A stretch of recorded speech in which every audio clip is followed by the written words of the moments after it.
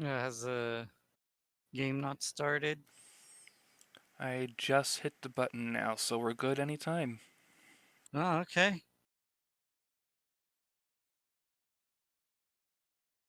Oh, so the stream has started. Yep, complete with a typo in the advertisement tweet, because I am Neat. awesome. Oh, those are the best. Um.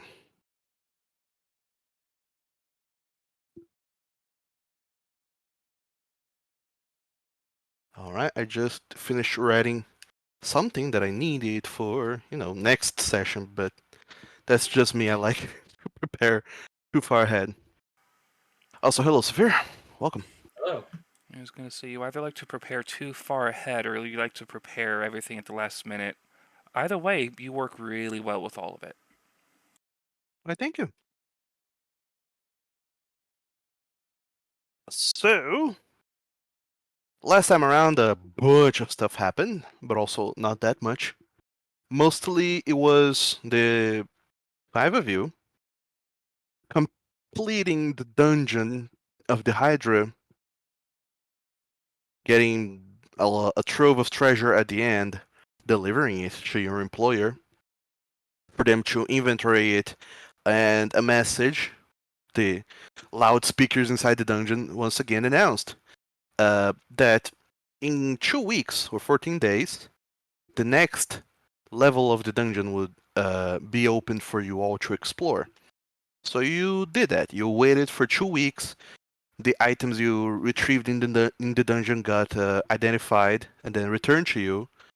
Um, they were an assortment of pretty much magical adventuring gear, and you got to keep half of it.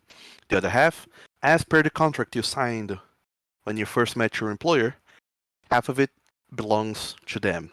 To Hastaran Haiku, the descendant of whoever built this dungeon, and Kiran Pitakos, the lawyer who he hired to look over this whole nonsense. After that, 2 weeks of downtime went by, you did your own things, then you returned to the dungeon. There were two doors um, that had suddenly showed up inside the treasure room. One door had the sigil of a triangle, and the other door had the iconography of a skull with fangs. Clearly, you were meant to choose between one or the other, so you decided to go with the skull and fangs, thinking, let's do the hard one first. And you did. Apparently, inside the dungeon, there was a vampire who was absolutely pissed for being trapped inside this dungeon for over 200 years by none other than your employer. Or not necessarily your employer, his antecessor, Hio Haiku. Now, pissed as he was, and also very hungry, he started to he attacked you all. You managed to fend him off, only for him to return to his coffin, where you got the message saying that he would be back in 10 minutes, and you needed to find and activate 4 devices within the dungeon to defeat him for good, and there was no exit. So it was either solve the dungeon by killing the vampire for good, or perish within. Now, the the whole dungeon thing was kind of a puzzle, which you solved rather fast. Could have been a little bit faster, but nonetheless, it was still fast enough that the vampire didn't get all of his abilities back, like his fast healing and his actual level. He should have been one level higher, but, hunger does things to you. You're not yourself when you're hungry. Hmm. And after finding all of the devices, which you eventually found out to be portals, one-way portals into the dungeon that somehow were bringing direct sunlight into the dungeon and channeling them towards the center from all 4 corners. Once you activated all of them, the entire dungeon was flooded with sunlight, and once the vampire came back out of his coffin where he was regenerating, he could not um, stand the direct sunlight and was slain. After that, you found yourselves being not teleported back, but the whole dungeon locked up, and the only door that could be open led back into the tower where your employer, Hester and Haiku, and his lawyer were waiting for you.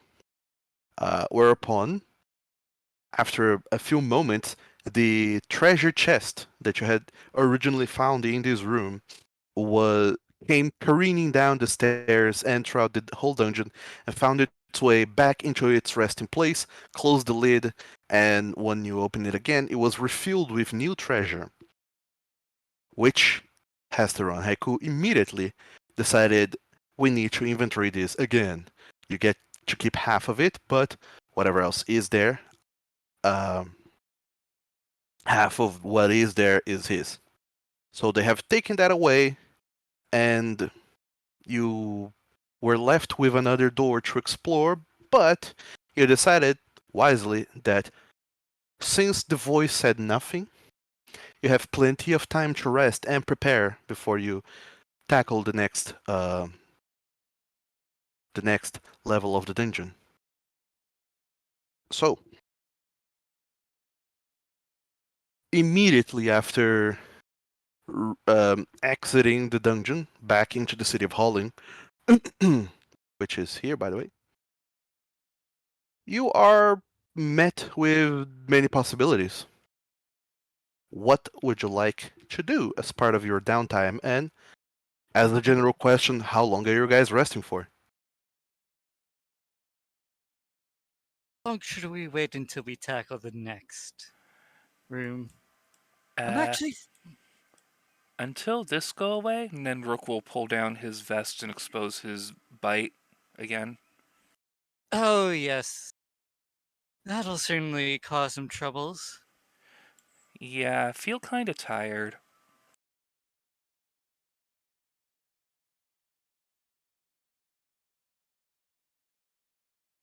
How long does that last? Don't know. I feel tired. Sleep too good, I think. All right. So, Rook, you have drained 2, and I believe someone else has drained 3, right? I think that's Muddy that has drained 3 because he got Yep. bit a lot. Yeah.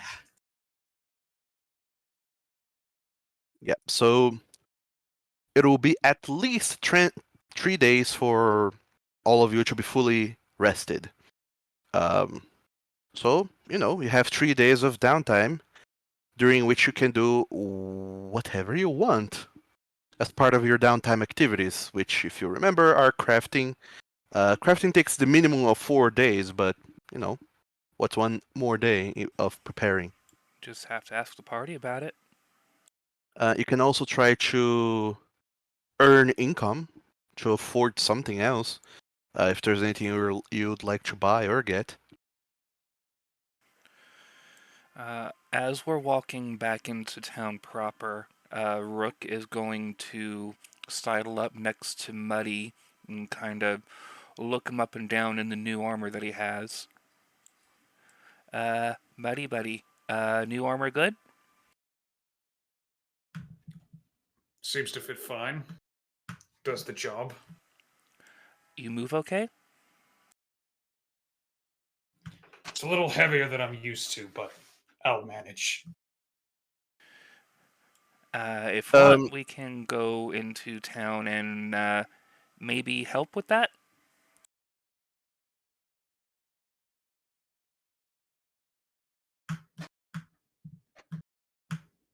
Help how?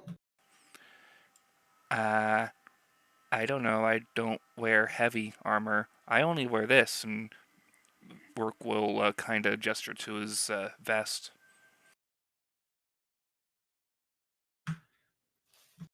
Well, I do have the old set to get rid of. That is quite heavy with this on. Yeah, we go to town. We do things. Things. Yeah, things. Yes, things. So, just for kicks, since you are so interested in Muddy's new armor, both you, Muddy, and Rook, and whoever else would like to, you can do a recall knowledge on society. By the way, recall knowledge is always a secret check, so keep that in mind. Thankfully for me, I have a +8 in society, so it might not outright suck. But, like I said, secret check. By the way, Old Wolf, you are doing background noise again.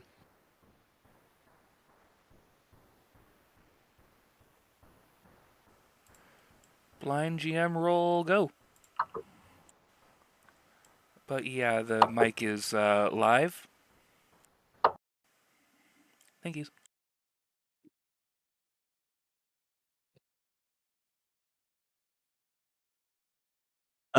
So are only the two of you making this check on the armor, or does anyone else wants to try and figure that out as well?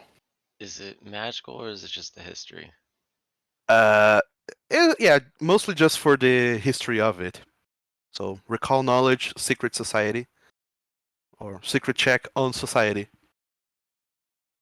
Because once again, we have very contradicting theories going on here. Is it time for more misinformation? Oh, fine. Could it be?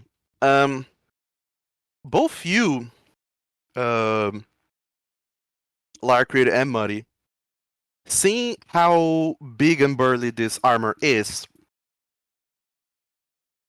you think that it is meant for larger creatures. And larger creatures usually are. They live more so to the western part of Hosenfell, so over at the Kingdom of Mythos, where most Beastman people are at. Or perhaps the orcs and the dwarves down at Doberland or east towards Nord. That's where the most big and bulky creatures are usually from. So you think this armor come from one of those places. Rook, you think you see some inscriptions and the design of the armor itself seems to remind you a lot of things you have seen and heard about the people of Lignia to the north. Or Linia, rather. And you think that this armor might have come from there. So, once again, you all have conflicting information and beliefs on the origin of yet another thing you have found in your journeys and adventures. But otherwise, you're fine.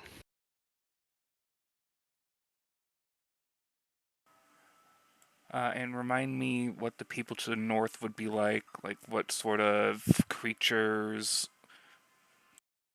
To the north, Rook, you do seem to remember a lot of Dragonborn orcs and tieflings inhabit the north, mostly because it's very cold, and most creatures don't like living there. There's also some dwarves, but mostly close to the border. Dwarves would also not fit that armor unless it was magic armor and it expanded. The bulkiness of the torso would fit them. But yeah, there's some. It doesn't feel quite dwarvish unless the dwarf was particularly tall for their species. Nonetheless, you you think this armor is of Linian design and origin. So, next up on what's going on here. Since it's already like late into the day, there's not much else you guys can do, to enjoy the remainder of the current day. So, all you guys are really going to do is go to bed, pretty much. Enjoy the evening. Oh Uh, yeah. So Lady Laywood never put the document back. what The document? the one detailing stuff about the tower that told us about the sigils. Oh yeah, the document is still in your hands, or in your belongings. You still have it. Lady Laywood is giddy. She gets to study it. Yeah, this time you actually do get to study it if you do want to. She Mm, just wants some rest right now. fair enough. So, as per your agreement, Mr. Haiku was only going to be paying for your stay in town for the duration of those 2 weeks in the Frying Pan Tavern. But after this 2 weeks went by, he was no longer going to be paying you, especially because you did get paid. So you will have to be paying for stay for the evening for yourselves.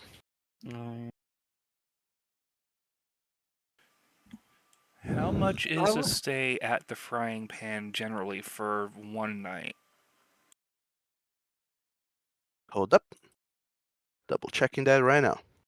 The Frying Pan is a more uh, lower end establishment. You do remember it was mostly like a hostel. There was no single rooms for people. All of you were sharing this one big room. But it is cheap as hell. So it's 1 silver piece per night on the Frying Pan. But if you do want to stay on a better establishment, there's the actual tavern, the Blue Lodge, where you originally met Hastaran and Kieran. That one, they have a private room that can fit up to 2 people for 8 silver pieces per night. Lady Laywood is going to want to go in the better tavern. All right. I think I'll be staying here for a while. All right. Oh, So, private rooms. yep. So the private room actually can fit 2 persons. So it would be 4 silver for each person, or one person pays 8 silver for um, the couple, quote unquote. I'm willing to share a room with anyone if they're willing to pay half.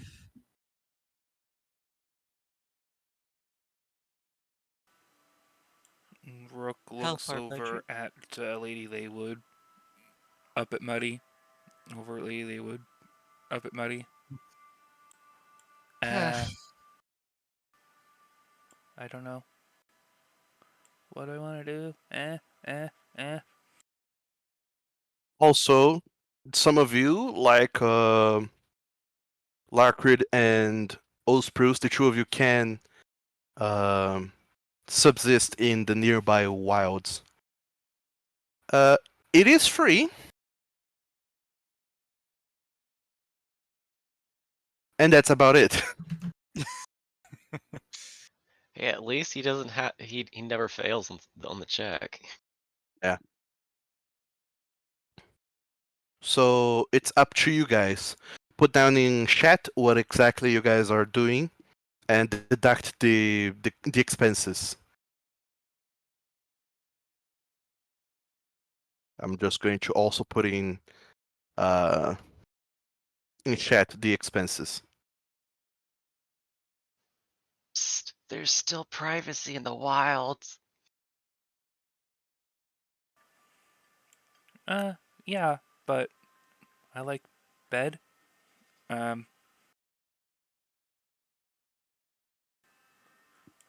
What does Muddy want to do?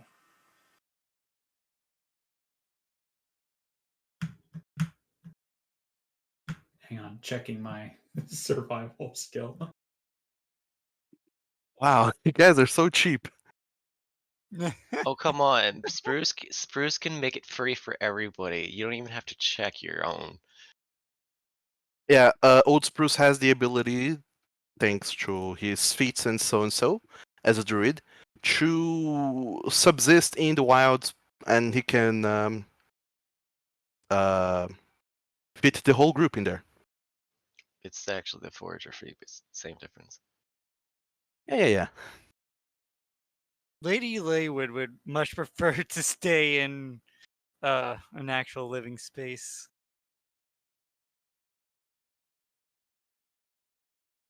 Sure. So, Lady Laywood, you get to pay the 8 silver pieces for a room, private room for 2 persons. Can whoever else can just be there, or it's the entire room is yours. Everyone else, cheap as you are, can stay in the woods for free for the evening or however many evenings you're sorry sticking around for.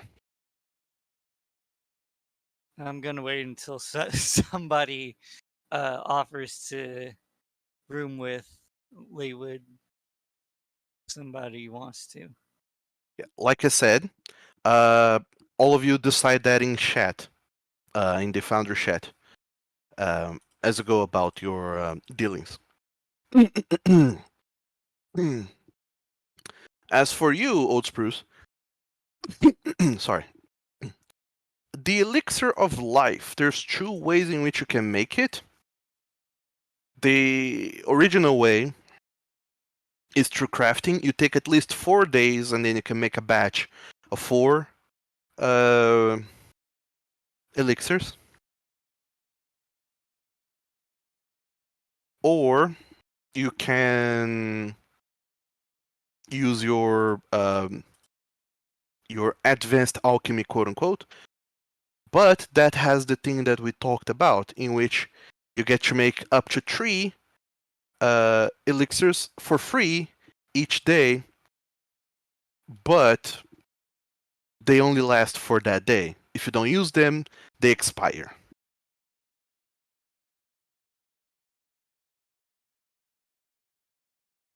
So, do you want to craft during 4 days of downtime, which will create a batch of 4 elixirs that you can use and split around, share with other people, and lasts indefinitely, or not, or otherwise? So for the crafting, for you, Old Spruce, I'll need you to go ahead and give me a crafting check, just to see if you don't screw it, so to speak.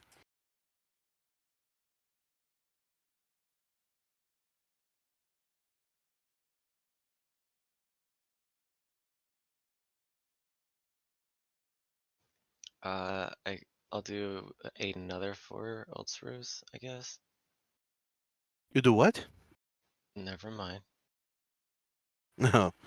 Oh, there you go. So, Old Spruce, you are going to be able to craft those elixirs of life, all 4 of them, and you will be getting a discount on their price. That's not exactly how the rules of crafting goes, but I honestly could not be bothered to come up with them, or rather use the actual rule for them right away. So we're going to do this the dirty way. Also, you rolled a natural 20, so an elixir of life is what, 3 gold pieces?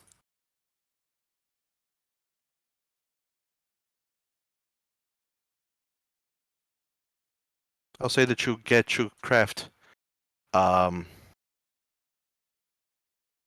each one for half the price.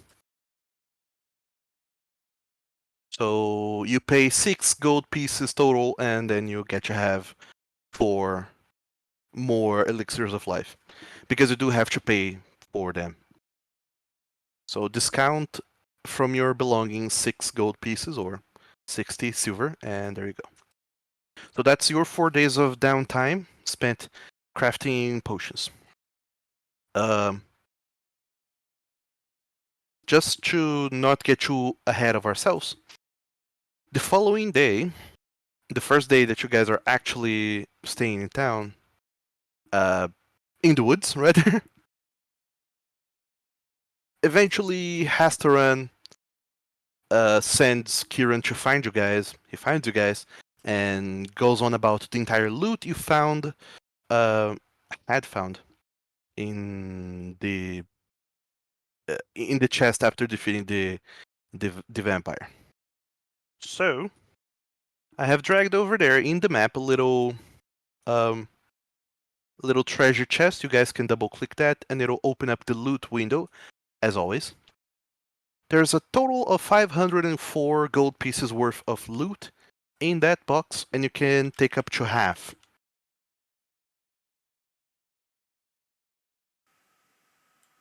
Same. 252. Yeah, 200. You can take up to 252 gold pieces worth of loot or money. Actually, there's no money this time around. It's just loot.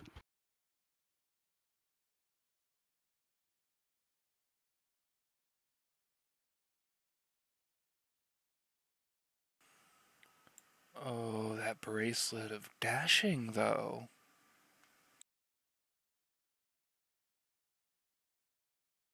So, let's go down the list as per usual. Larkrid, is there anything from there you're taking? I just opened it up. There's this whole bunch. I still have to look. Oh, fair enough.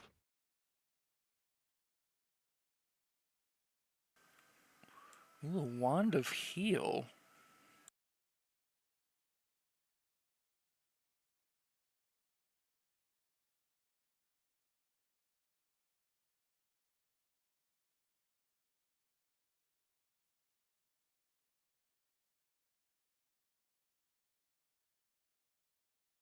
So, just to describe to you all, just for the sake of it, there is a staff of fire, as the name implies. It is a staff that allows you to cast fire spells. So, the Produce Flame cantrip or the Burning Hands first level spell. To be able to use a staff, you need to have those spells in your spell list somewhere, somehow.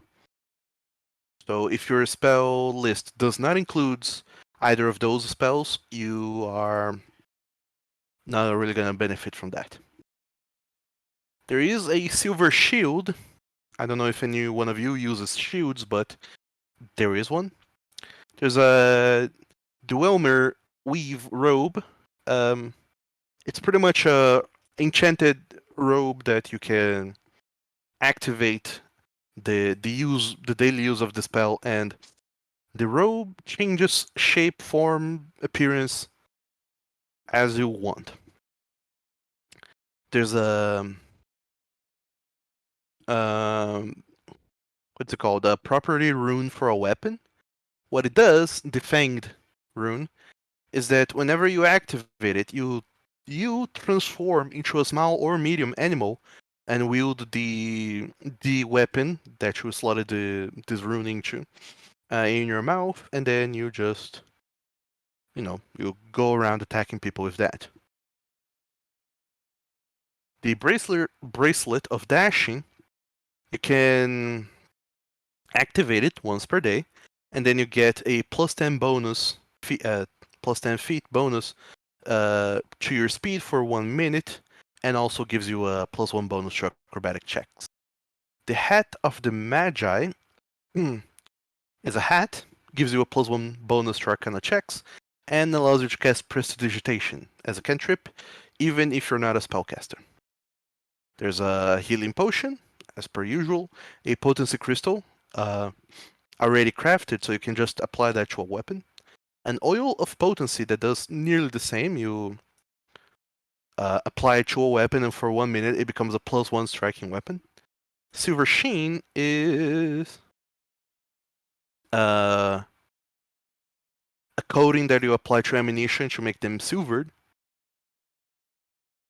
The Lethargy Poison, as you would imagine, is a poison that you can apply to your weapons and then use it by injuring people. The Draft of Stellar Radiance, I believe it's a bomb that you throw and it shines light in an area and people caught in that area are dazzled. There's also healing potion, a wand of magic missile, and a wand of heal, and then jade gemstones that are worth 5 gold pieces each.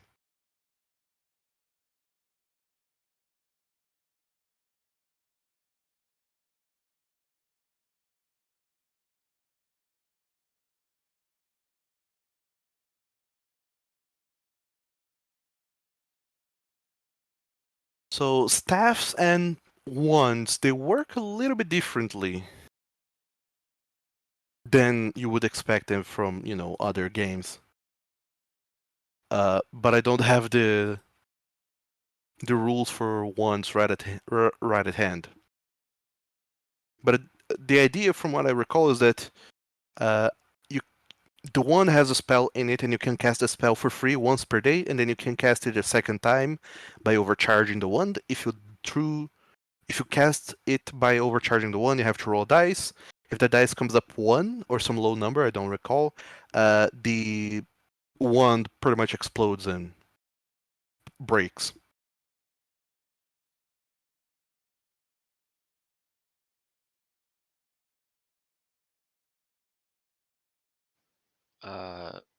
Wands break? It says it's reusable, but just once per day. Oh yeah, you use it once per day, and if you have already used it, you can use it a second time by overcharging the wand. Oh, According, you can get a second cast out of it, but you have to make a DC 10 flat check or 50% chance. If if you succeed, the wand breaks and has to be repaired until it can be used again. On a failure, it is destroyed.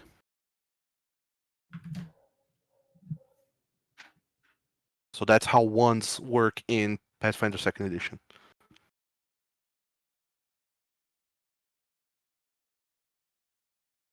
So instead of having that many charges, you can only use it safely once per day. Or you can risk using it a second time per day, but it recharges every day.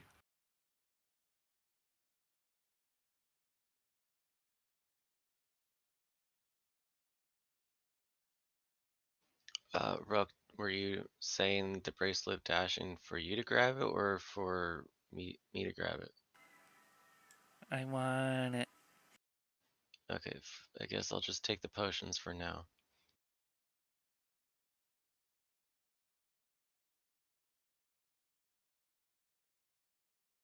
All right. So you're taking, was it 2 healing potions? There was a lesser and a minor, yeah. Oh, okay. I don't know. I don't know how much the lesser costs. The lesser was 4 and the minor was 7, I believe. Oh, other way around. The minor was 4 and the lesser was 7. No, the lesser costs 12. Oh, I was wrong. Excuse me. It's all right. I just double checked. So there's other items in there. Does anyone want anything? By the way, still going on about the wands. To be able to cast the spell from the wand, you need to have the spell on your spell list. That is okay.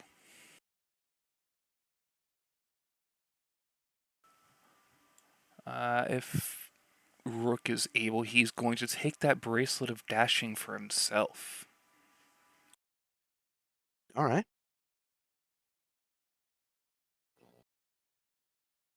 I believe that activating the bracelet is a free action. It says activate command. It looks like one action. Let me double check. Yeah, it's one action. Never mind. It is one action.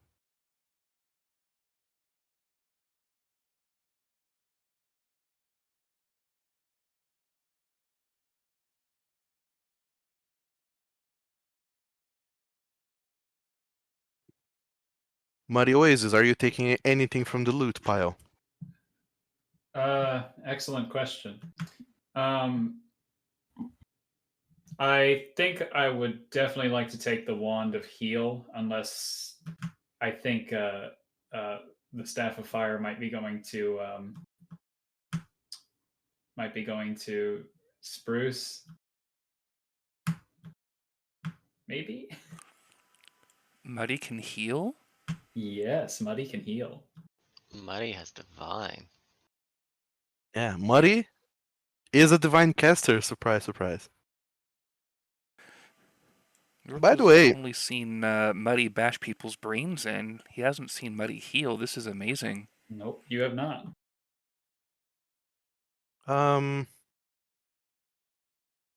yeah,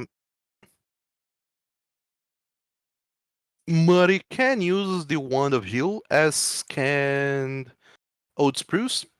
Lady Leywood, despite being a divine caster, cannot use it because you are a spontaneous caster and you do not know the heal spell. Yeah. She doesn't.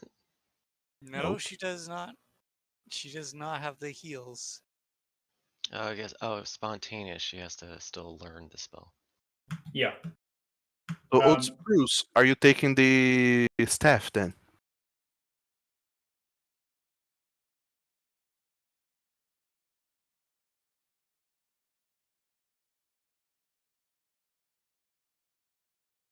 Alright, so the staff of fire goes to Old Spruce.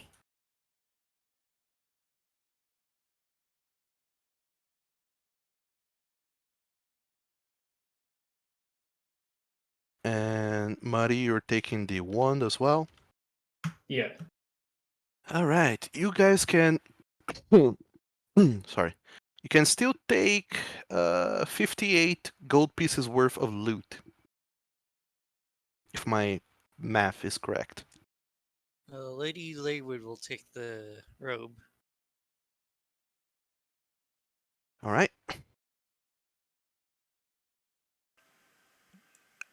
Muddy Buddy use shield?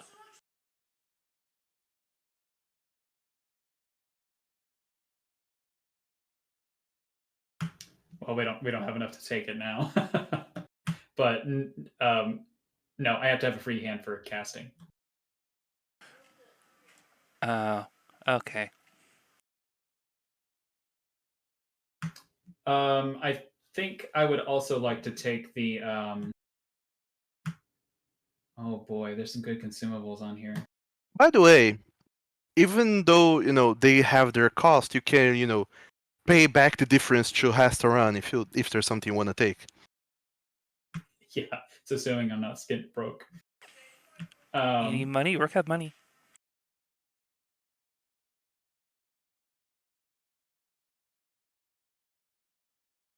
I think I'll take also. I feel like the silver sheen could be useful. Mm-hmm. I think I'll take that. Alright. So you can still take 27 gold pieces worth of loot. If there's anything that strikes you fancy. We could, if nobody else wants anything, we could each take a piece of jade for 5 gold. I'm looking at this lethargy poison. Hit and run tactics. I don't know why we would need that. Never mind. Slow is pretty decent, but that's a very slow poison.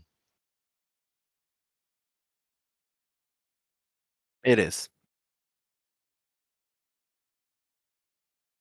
Just to remember, just recall, the potency crystal, you can apply it onto a weapon and permanently make it a +1 weapon. Like the potency crystal makes it permanently a +1 weapon? Yeah. Oh, no, sorry, never mind. I was gonna say, because Rook Yeah. had done that to either the dagger or the rapier before. Yeah, just last No. one turn. Yeah, sorry, my brain farted there. No, I was thinking of something else. Never mind. Carry on. Wait, we lost old Wolf.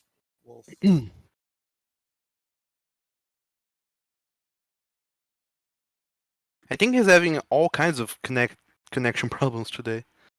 It just sent the same message 3 times. Eek, lag.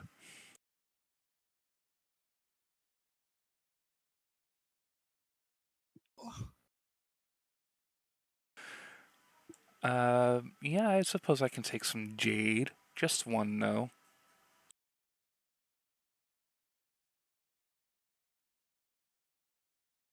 All right. So, is everyone taking one jade? Yeah, I'll take one. Sure. All right then. So, grab yourselves each a piece of jade. Just click and drag it to your character sheets, and it'll tell you.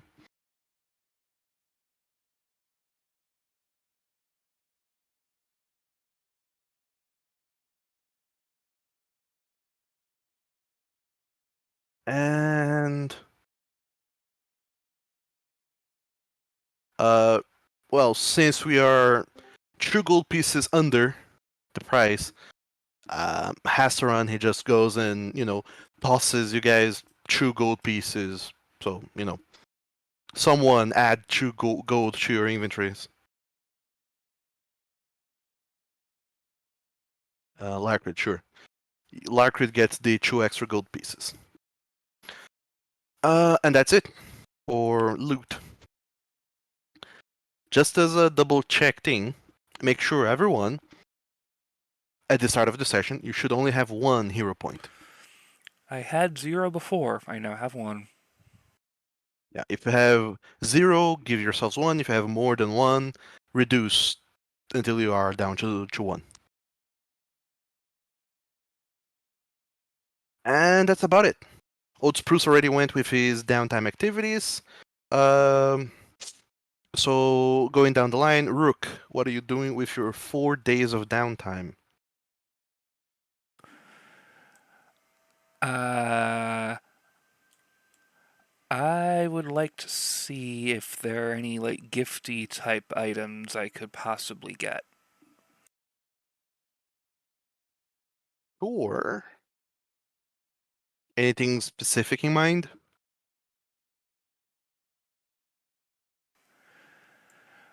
Well, I do have this Nito jade. Is there anyone that can carve it? Sure. Make a little statuette or something out of it. Yeah. Sure, why not? The Magicarium, being the magic shop that it is, they can just give it a little dazzle and make it intropendant or something like that. Oh, that's not Mr. Bottom Smacker, is it? Oh, it absolutely is. You go back to Jonah Bumslapper to get the the jade fashion intropendant or so and so.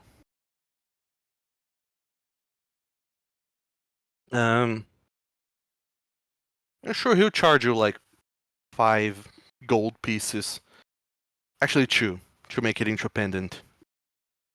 And yes, Larkrid, to sell your items, just trash the item and gain half the item's cost. Since we're selling it Thank. just whoever. But is there any downtime activity you're actually looking to do, Rook? All right. While I wait for the pendant to be carved, I suppose I can attempt to get some money by doing sneaky type stuff.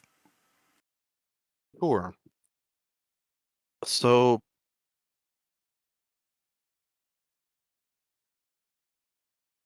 what kind of sneaky stuff are you talking about? Either petty larceny, or if I go through quiet channels to see if maybe someone doesn't need their life. Sure. Go ahead and give me a earn income check using thievery. Okay, and I am level 3. This is 4 days.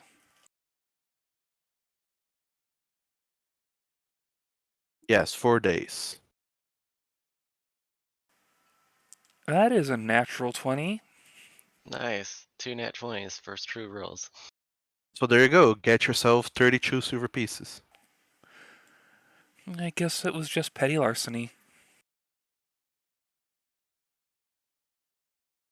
I'm dragging into everyone's character sheets a elixir of life. So, Rook, you do spend your downtime doing that. Mostly people are not really interested in shady dealings, especially in Holland. There's not that much going on, and people don't hate each other that badly to uh, higher hits on anyone else.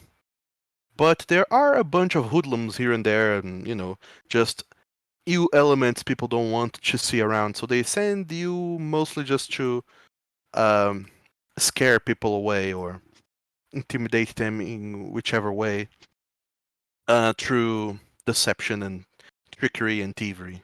Break into this person's house, plant a message, and so and so.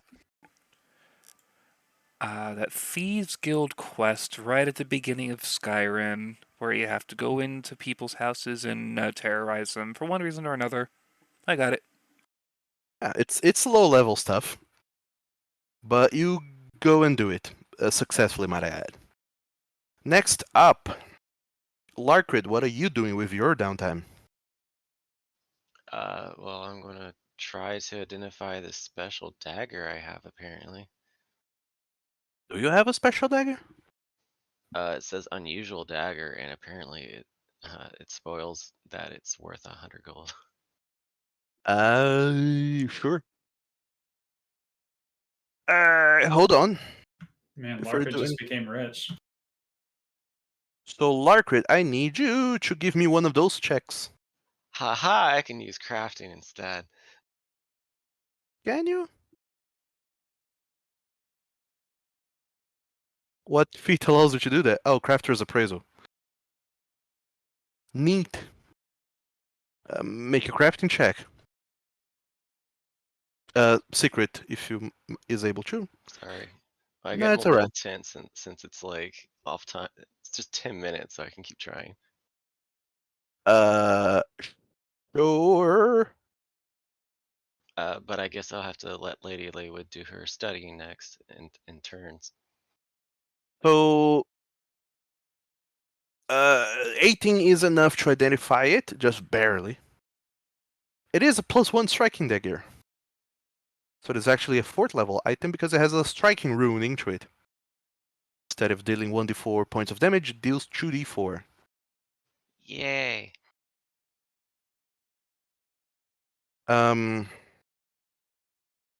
Lady...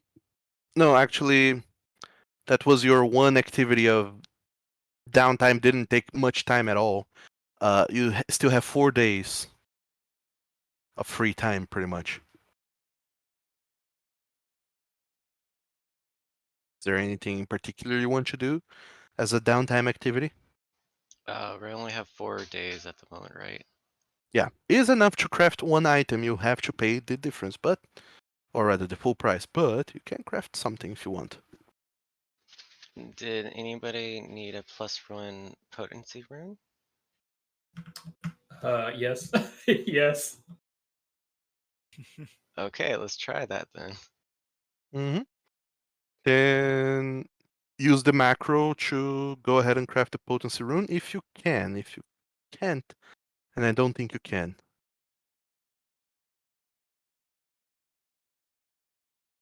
Yeah, or just roll the dice. That also works. Oh, there you go. Yes, you go ahead and you craft it, except that that's not quite the price. Yeah, it's actually 35. The weapon 35. the weapon potency rune. If you're making it from scratch, it is 35. But you're already crafting it into the weapon itself, so Uh, so you are going to be paying 35 gold pieces. Okay. Also, since you're doing this for someone else, they can also, help with the costs.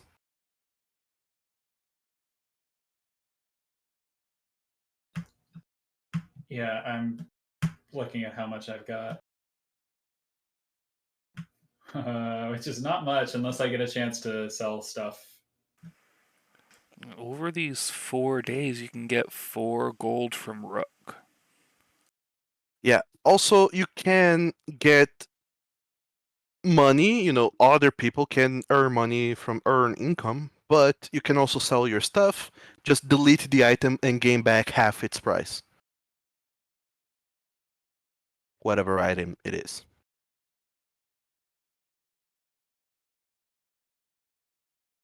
Also, you did succeed on that check, and I'm gonna do you a dirty and actually reduce the item price, Larkrid.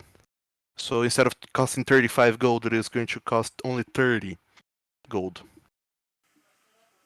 You can still get 4 gold from Rook at some point.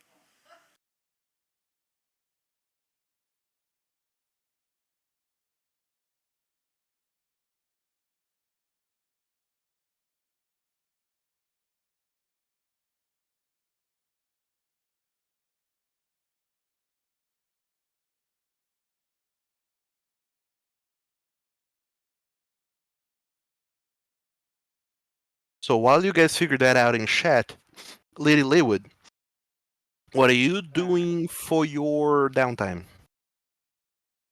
Okay, so she will. She doesn't have like enough money for all 4 days, so she's gonna go ahead and do some work. Earn But income, she you mean? doesn't. Yeah, she doesn't. She doesn't have enough money for all 4 days of the inn. Mm-hmm. Where is the? The earn income should be a macro that you should have dragged down into your shortcut bars, or whatever they're actually called, hot bars. Hotbar? Oh, I haven't done that.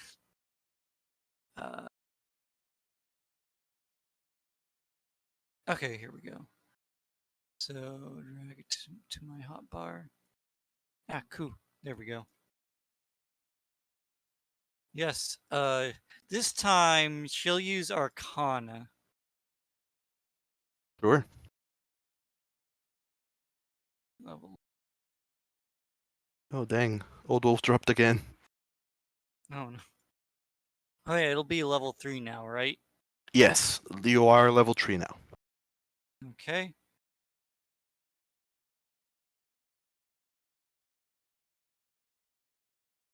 There you go. Lady Leywood, you gain 20 silver or 2 gold pieces Nice. as part of your earn income activity. You were also spending some time studying the document you got, right? Yeah, she'll be studying it as well. All right, give me a. I imagine you're studying it like using the resources of Holling's local library, right? Yeah. Sure. So give me a secret, Arcana or Academia lore, if you have it. And you got a +2 circumstance bonus on this. Ooh, +2. Mm-hmm. Circumstance. Okay. +2.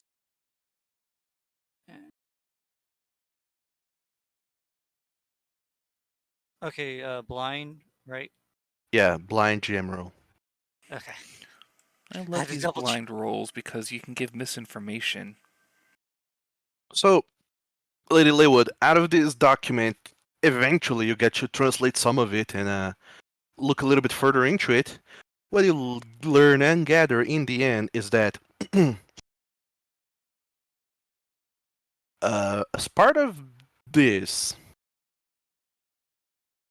dungeon that you just went through, someone, you imagine Hio Haiku, had to create 4 portals inside the dungeon to channel direct sunlight. And that's no easy feat to do.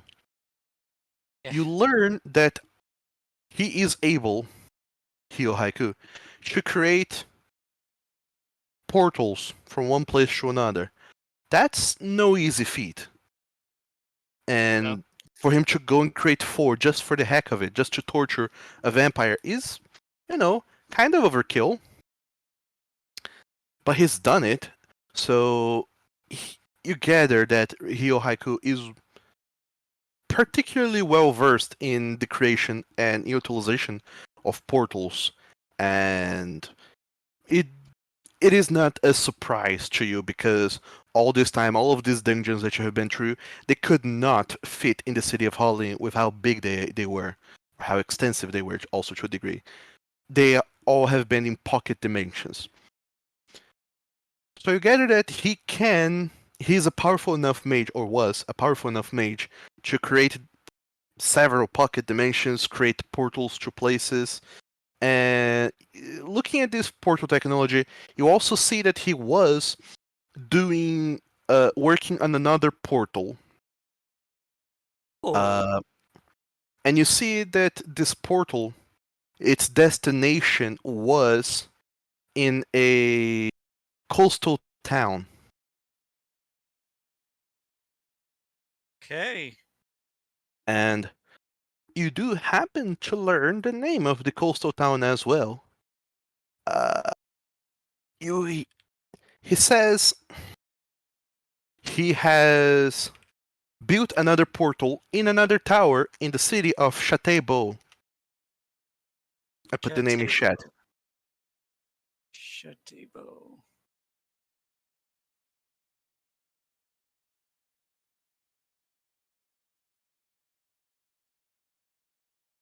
And the document also went on about other plans for this portal, but they didn't really seem to have much to do with portals themselves. So it gets trickier to translate the further he goes into his plans and usages for the portal.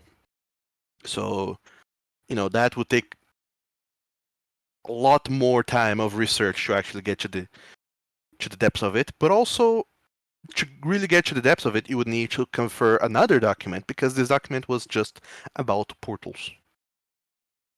Gotcha. So that's what you gather, and that's also your downtime. Lastly, now, Muddy Oasis, what are you doing with your 4 days of downtime? Well, the last probably 10 minutes, I've been reading up on how the hell magic weapons works with runes, but I think we're good.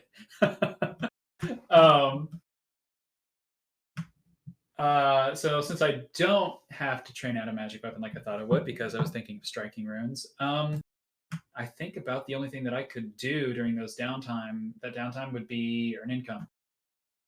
All right. You still have the macro for that, right? I think so. Good. Then where would it be at? Oh, I remember where I found it. Good. So go ahead and roll the earn income macro. You are working for 4 days at level 3, using one of your many skills.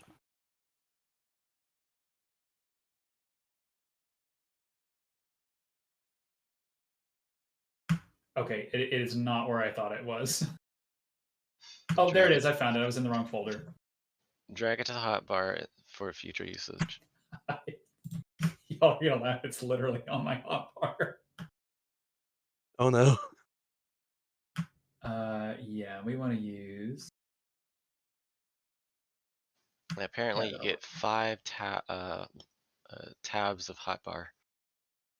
Yes, you do. This is for 4 days, right? Yeah, 4 days, level 3. Choose a skill you're trained in.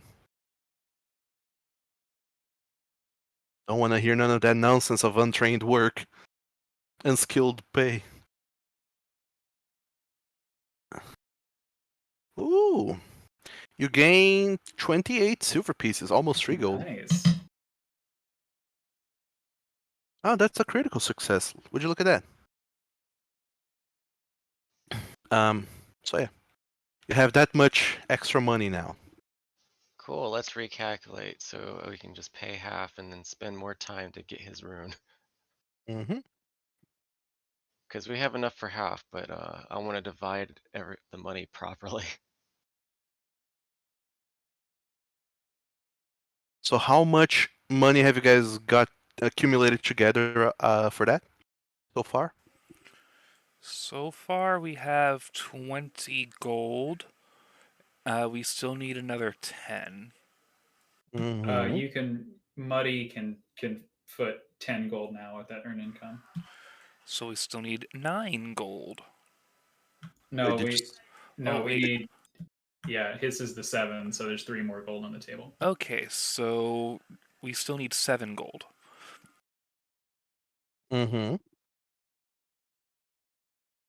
They would have got Just that money. just to remember, you can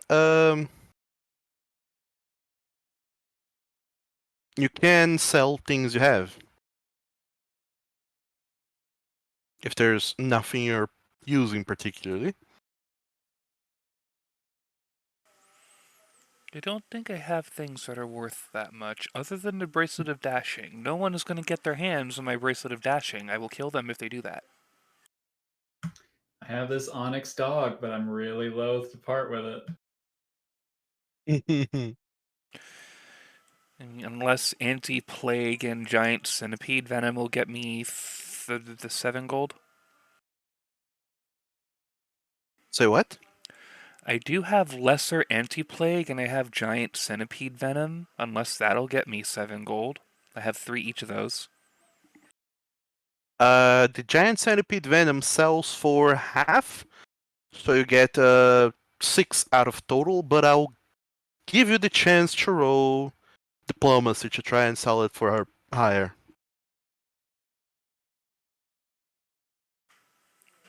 I don't suppose I can put on some cute raven eyes for any sort of bonus on that?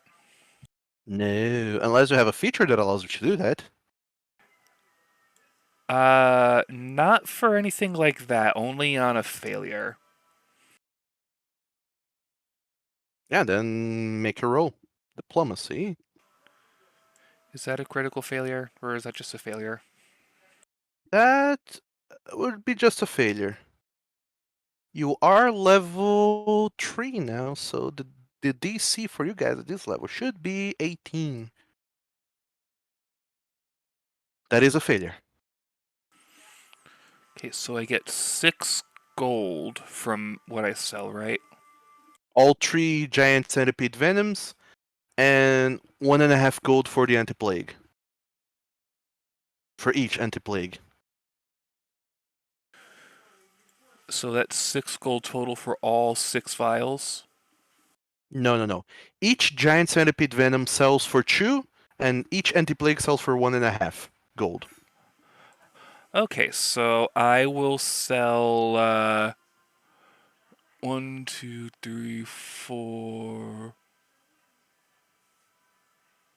I will sell 2 of the poisons and all 3 of the anti-plagues, and that'll put me over 7 gold. Yeah, that'll give you 7.5, I think, or 8.5. Well, regardless, I'm not going to keep any of it for myself anyway. It's going to go straight over to Larkrid so he can get this thing going for Mighty Oasis. Yeah, selling all of those which you have said will give you 8.5 gold, so 7 goes to the crafting, and you gain the remainder 1.5. So everyone discount your monies, and Larkrid, you complete the crafting of the potency rune and apply it to the weapon for free. I guess people didn't want to wait any extra days.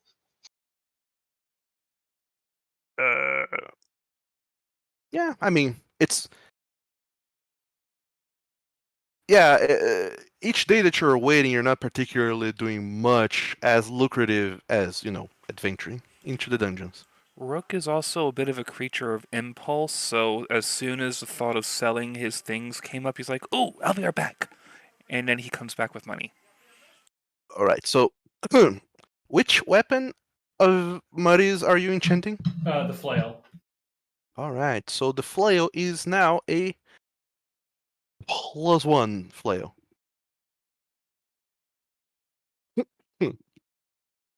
It is now magical and it has a +1 to attacks. Yeah. So there you go. Yeah. It will make it not the +1. It will make it not stack with magic weapons +1, but that'll be for the attack roll dice. Yeah. So also everyone, please go ahead and in your character sheets in the main page or any page rather, on the left-hand side next to your hit points, there's a little bed. Click that 4 times because you're getting 4 days worth of rest. So everyone goes on rest.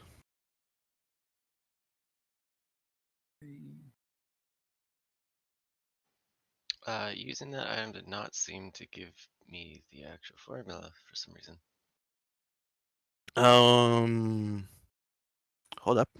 I guess I could just add it to my formula list because that's what Yeah. I'm supposed to do. Yeah, pretty much you just go and add the formula to your formula list on the on the proper page for that. I imagine you know how to do that. Right?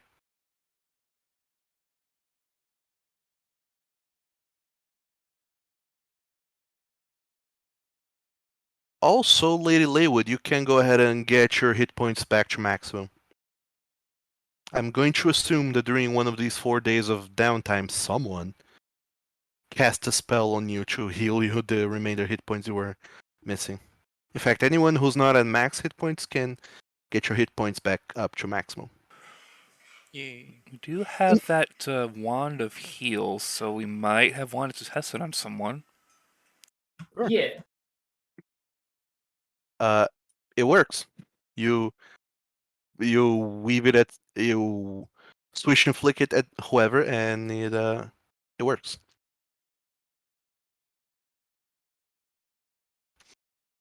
So 4 days later, I imagine you guys are ready for the return to the dungeon. Yep, just one minor note. At some point, I will have to go back to the bum smacker to get my little carved jade statuette thingy, pendant, something. Sure. Make it a pendant. Yeah, you go back to it, and it is ready. He's gone done. Fashioned the whole pendant. The piece of jade, he fashioned it into a little pendant. He has inlaid it with a little chain made of silver and gold, and for kicks, also engraved onto the jade or behind it or somewhere. Whatever words or sentence you wanted to have engraved there as well. Awesome. Rook will thank the bum smacker. He will offer the bum for smacking before leaving because it's going to happen anyway. Oh yeah, Mr. Jonah Bumsmacker hands back the jade. There's no casing or anything. He just hands it directly into your hands. Thank you very much for the patronage. I hope you like your present. Oh, very much. Thank you, thank you. You're welcome. And on the way out, he smacks your bum as you leave. I will return the smack and make my way. Ooh, feisty. Critical damage.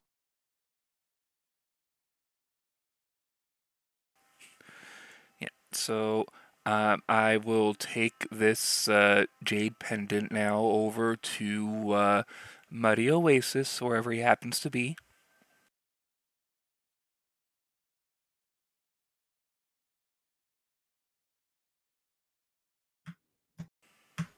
Muddy takes it and looks over it. Just We should have gotten something useful, but it's very nice. Yeah. For the record, the jade pendant is like a raven head. It's very pretty and all that. On the back, it'll say "My Muddy Buddy." Oh. The next time he puts it away, but the next time you see him, you can see the gold chain kind of underneath the armor where he's wearing it. Just that little hint is enough to, like, make Rook's feathers all poofy with pride.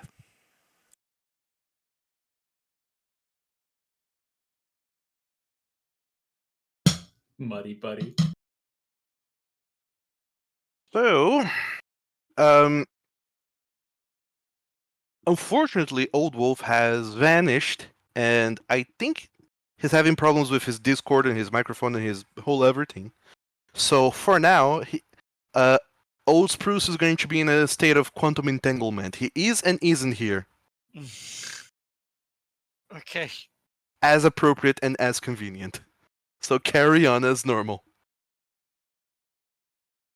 It's not like we need nature checks, do we? Quote, quote. It's not like we need healing or anything. Right. We just bring along our pet potted plant. Hey, some other people can do lesser healing like med kits. And as the potted plant falls from the sky, its thoughts, oh, not again. So, a few days, those 4 days later, all of you return to the dungeon per se, as you are summoned by Mr. Hasteron. As a matter of fact, he summons you every day. Every day he sends you sends across town, because all of you guys are going everywhere. He sends a boy to just call each and every one of you. Hello, Maester. Are you going to go back into the dungeon today? And you guys, no, I'm busy. And then it's like, oh, all right. I'll be back in tomorrow then. I'm sorry for the disturbance. And he runs off to warn the next person. And 4 days later, you finally answer the summons of the boy, and you go back into the dungeon, and you see that indeed, this boy and another boy are following Hastaran and Kirim into the dungeon, but the boys that are following, they are the ones who are carrying the empty treasure chest, as Hastaran is just walking in, very, very fancy clothes, even fancier than before, and Kirin just has his brief folder with a bunch of legal documents, you imagine, and all 5, 6, 7, 8. All 9 of you go down into the dungeon once again. You enter the tower, go down the door with the silver door, the steel door rather. Back into the dungeon of the Hydra. The statue is no longer there. You go down the stairs into the treasure room, where Hasteron just kind of points it to a point there, and you can leave it over there. That's where the treasure chest will return to. Leave it there, and you know what? You're off for the day. I'm feeling rather confident. And he kind of pulls a silver piece or a couple silver pieces from his pockets and just flicks it, one each for each one of the boys. They just grab the coins in midair. Oh, thank you, mister, very much. And they just run off upstairs back into town. And you wait there in front of the door. You see that the door of the vampire, the one with the skull and the fangs motif, is there, but the handle is missing. There's apparently no way to open that door anymore. Whatever happened in that dungeon has happened, and it no longer exists as far as anyone can conceive or care. The other door, however, with the triangle as a motif, is still there. So, I think this is a fine day for us to go into another dungeon, isn't it? Or rather, not us, but all 5 of you. Clearly. You don't want to come? Aw, shame, shame. I told you before, I'm not in the business of delving into dungeons. I'm in the business of, hiring people to do that for me. Oh, but Shame. it's certainly a lot of fun. You missed out a lot on the last dungeon. Oh, Lady Layward, you might try as you might, but your cheeky lies will not function on me. I saw how you returned after spending but a couple of hours inside that dungeon. I am not falling for that. But Oh, Lady No but it Lie, was we have just fun. a screech. Do you emerge from the bedroom all pretty and preened? Well, I'll have my fun elsewhere if you don't mind. As for you, you have a job to do, so chop chop, onto it. Rook will just raise an eyebrow at that particular turn of phrase.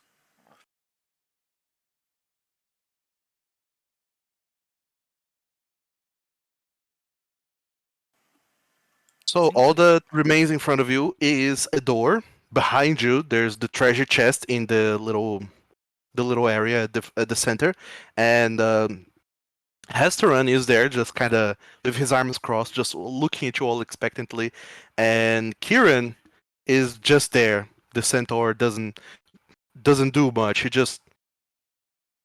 You get the sense he's just accompanying the guy at this point. There's very little legal uh, bureaucracy that is needed at this point in this venture.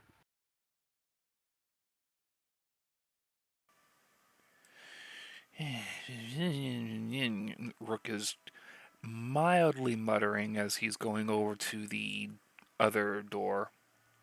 Because he just doesn't like that one person. Centaur might be okay. That one person, not really. Fair enough.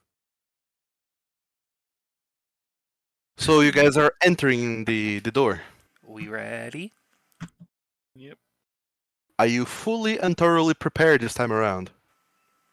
Probably not. All right. On with it then.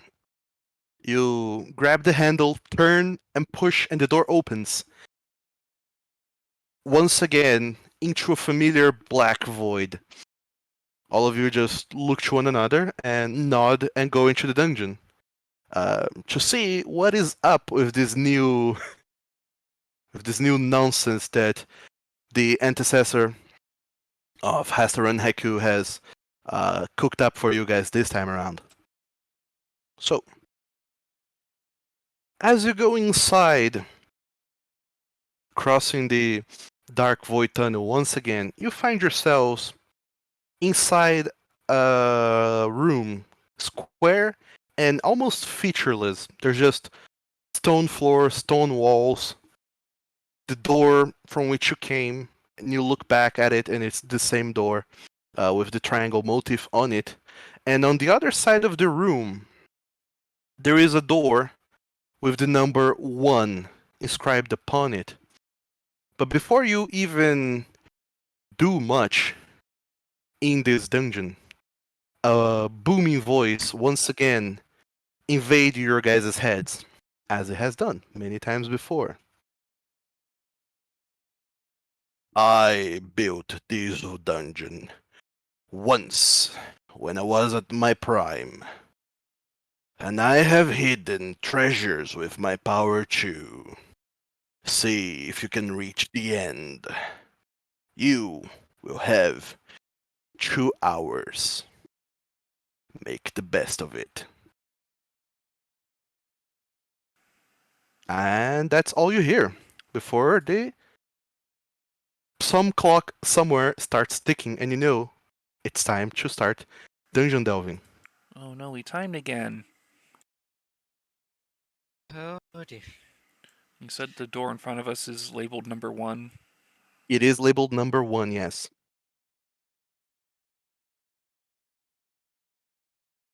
Well, I guess it's the only thing around. We go into it. Fair enough.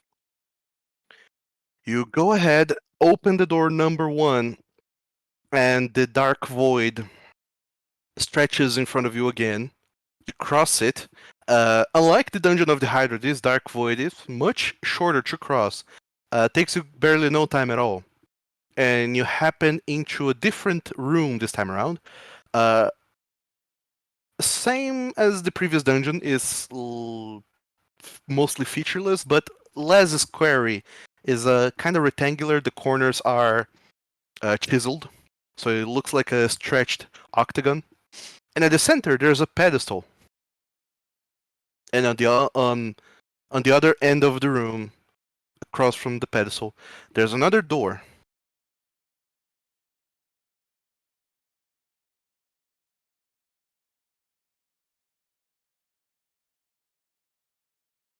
So what are you doing? Well, So there's only the door we just opened and that one across the way.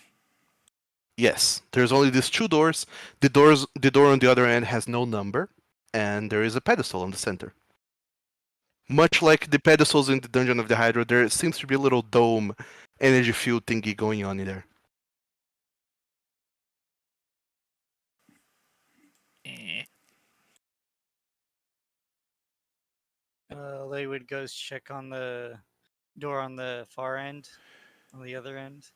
Yeah, All right. Rook will head up to the pedestal in the center, but look around the entire room, see if there's anything else that stands out. All right. Rook, looking around, there is nothing else in this room that calls to your attention. Like I said, it is remarkably featureless.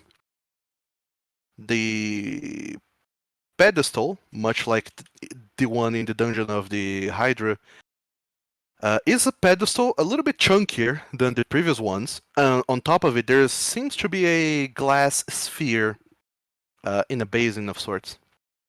And floating around it, there's a word that is repeated in a lot of languages, and it just says, touch me. Much like before. Feels familiar even. On the other end, the door, Lady Laywood, you see that the door is there. And when you try the handle, it does not budges. The door is locked, or rather, magically disabled, for lack of a better term. You cannot turn the handle or pry the door open in any way, shape, or form. Of course, as I figured. Rook will point at the thingy in the middle and just warn everyone. I touch, probably bad things happen.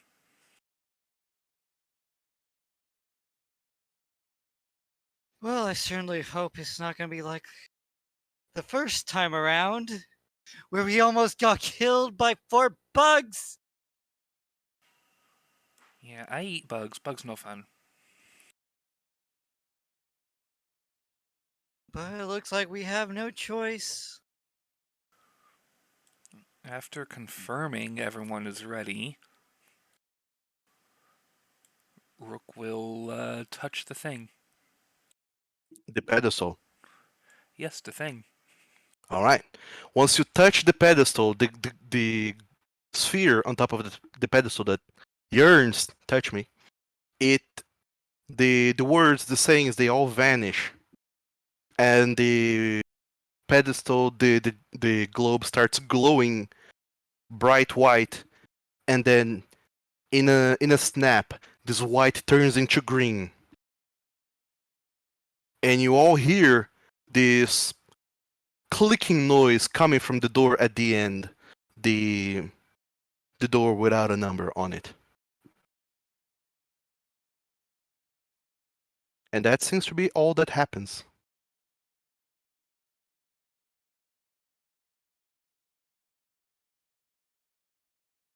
Nothing? This is different. I guess we go see what's there.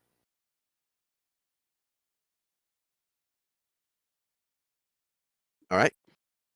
So now you go to the door, and the handle actually turns, and you can push the door open.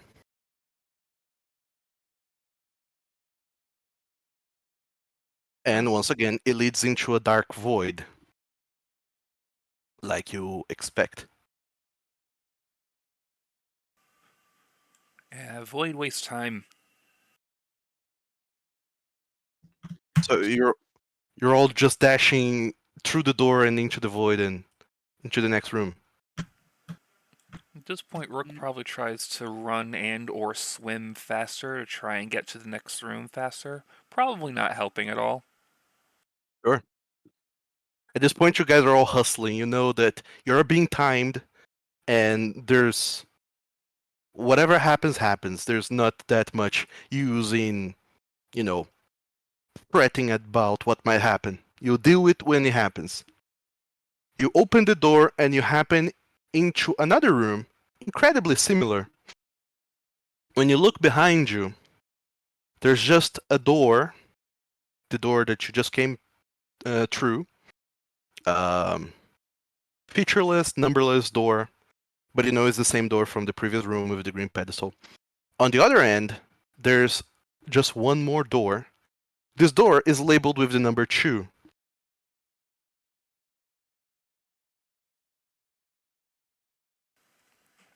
Nothing in the center of the room. Nothing in the center of this room, just this large room, number 2 on the door in the other end. I'll go touch the door. It opens. That was it. I guess we go through. I don't like this. You go through the door, and once again, you find yourselves in that stretched octagonal room. There's a pedestal at the center with another round globe on top of it, and on the other end, a door. No With no money, features. It's just a plain old door. The rest of the room's empty, just a thing in the center. Just the pedestal in the center. Guess this time no more door. Let's just go ahead and touch the pedestal. All right. You rush to the pedestal. Once again, there's the words touch me floating around it. You touch this pedestal, I imagine. And once again, this pedestal starts glowing very bright white. And then in a flash, immediately it changes color. Instead, this time around, it turns into yellow. And you see that the pedestal starts shaking and shuddering, and very slowly it starts rising, but horribly slowly. And as it is rising, you all see flashing around you sigils on the floor, arcane symbols, and as they start flashing, you you see creatures materializing out of nowhere. And these creatures that materialize, as soon as they do, they immediately take up arms against you guys. Looking at them, they seem to be just armors, like full plate armor that is standing up on its own and has a glaive. There doesn't seem to be anyone inside, but there is a reddish glow coming from between the slits for the eyes in the helmet and these pieces of armor. They start rushing towards you guys. So I'll need you all to go ahead and roll for that delicious initiative you like to see over here. Add call to arms too. I'm casting it on the initiative roll. All right. Oh no, So- we're short one potted plant. For now, Oh. yeah. Unfortunately.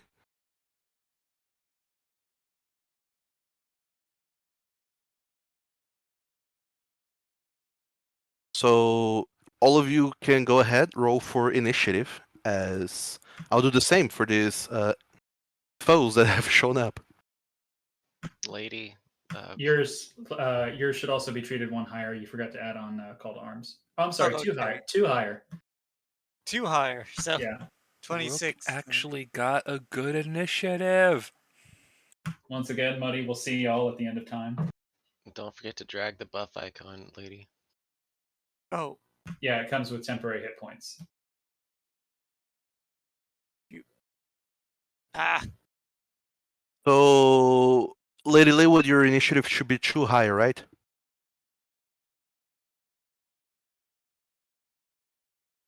Oh wow.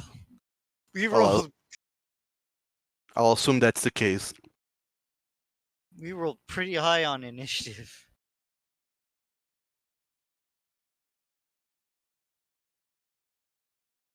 That you did.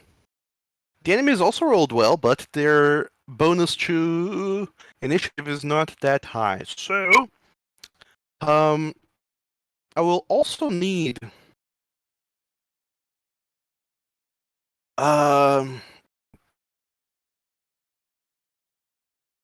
each one of you guys roll a d4. Ooh.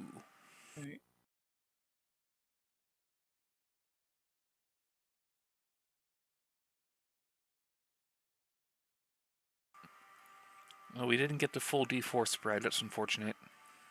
Oh, I got that wrong. It should have been d6s, but nonetheless, I'll use the d4s anyways. So 4, 8. All right, 8. Keep that in mind. So Larkwood, you're going up first. What are you doing? Let's see.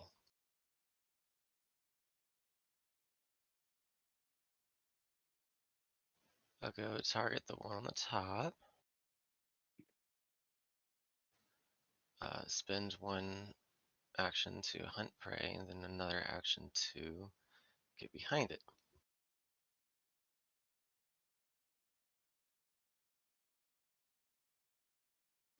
Oh, sorry. I had the game paused. Yeah, there we go. And then I do a twin takedown for 2 attacks. Go for it.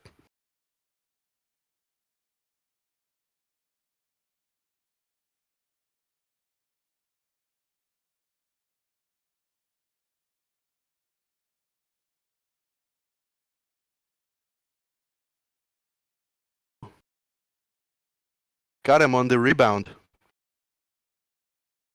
Roll for your damage. Neat. So, Larkwood, you rush up to this piece of armor and you strike at it with your first weapon. And it kind of just glances off of the armor, and then when it turns around to you, you just go with the rapier, or rather the dagger. And this time you hit it just in the right way, kind of getting in between the plates, and you just makes a motion to yank them away, and you see the part of the plate armor just kind of flies off from the creature. It is broken currently,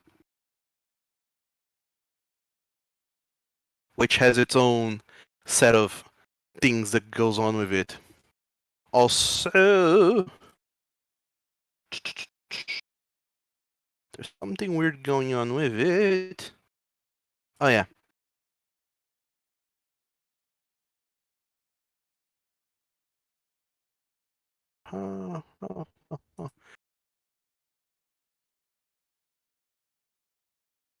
Yeah, the armor actually tanks some of that damage. So actually it only takes 1 point of damage.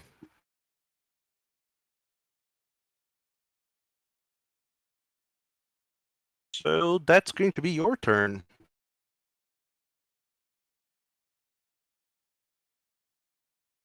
Rook. What be doing? Hey, Muddy Buddy, look at me. Gonna use one action to get right up behind this thing. Don't forget to target them. Thank you. I did forget to target it.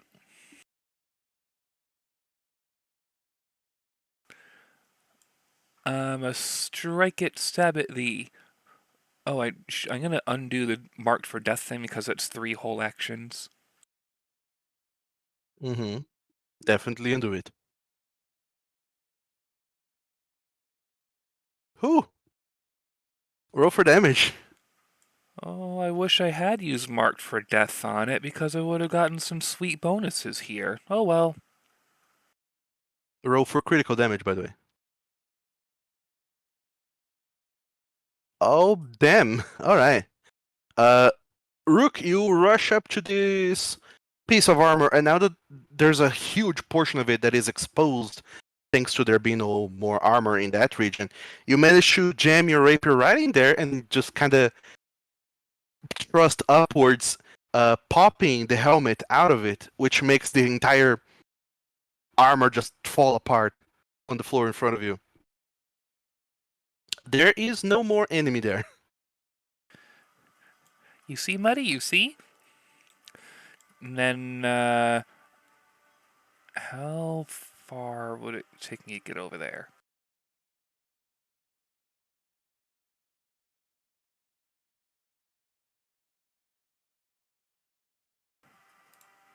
Okay, and then with my third action, I'm going to run over here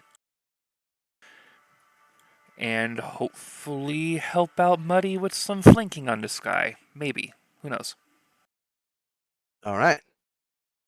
So that's your turn. Now is the armor's turn. It's going to target the closest foe to it, that being Lady Leywood.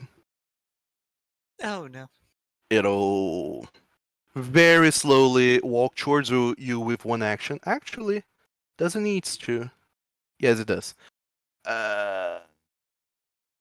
It'll move here, and then it'll strike at you because it has reach with its glaive. So it's going to swing at you this big and heavy glaive, and who misses? Oh.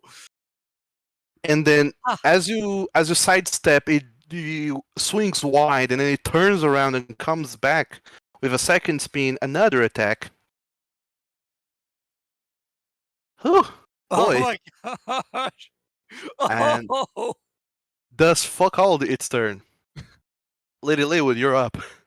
I do not like you being there, and so she'll walk over here by Fair enough. Muddy Oasis. And what shall she cast? She has spells that can do stuff. She will cast. Who?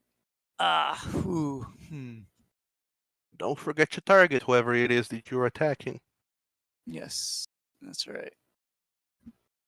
The one who tried to attack her. There we go.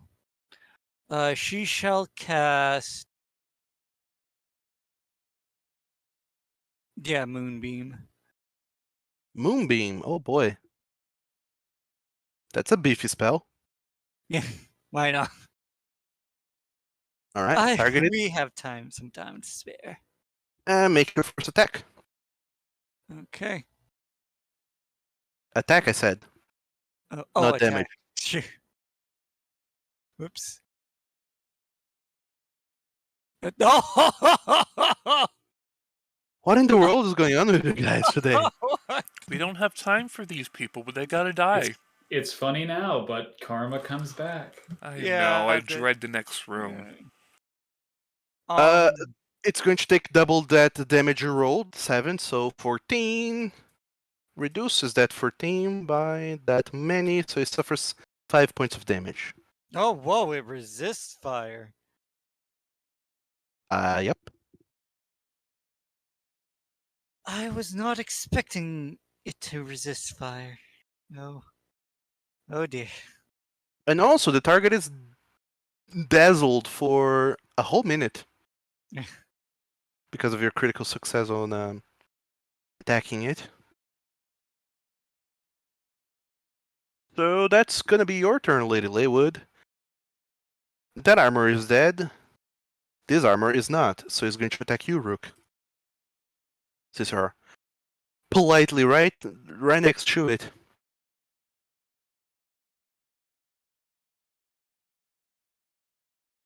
So it is going to go to town, spend all 3 of its actions attacking you. So let's see. First attack is going to be a 16 misses. Swish. You just dance, avoiding the glaive. It's super effective. Second attack against you Swish. also misses. And with a third and final attempt at spinning and swishing towards you, Rook. Also misses, obviously. Turn around and do that anime taunt where Rook is bent over and kind of like spanking himself. Like, come on, hit me right here. And the armor just returns to its regular standby position, and there's absolutely no emotion across its metal face. Mighty Oasis, you're up. All right.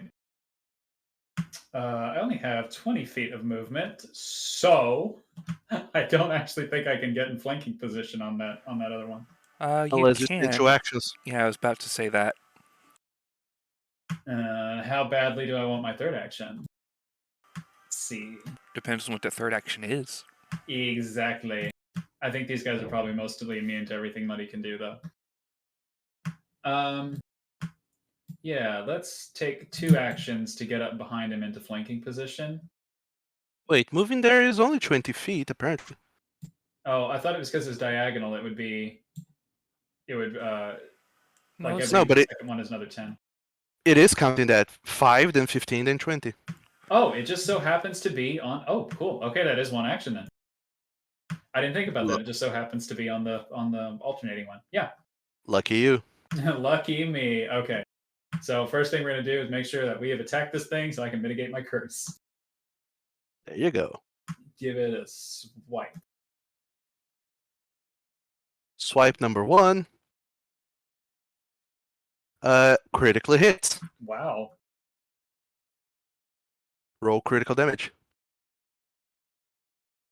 12. It suffers 3 points of damage, and as you swing at it with your flail, it makes a thundering noise as you just see pieces of its armor just being flung around the room, exposing more of its body, or lack thereof. So after hitting it, Muddy turns around and gives a big like circling strike, and then tries to clap it upside the head for a second attack. Go for it. Disgusting. That's not going to hit, unfortunately. This armor saw what happened to the other one. Not that it has feelings, but it is aware of what's going on. It predicts the path of the flail and dodges out of the way. Larkrid, you're up.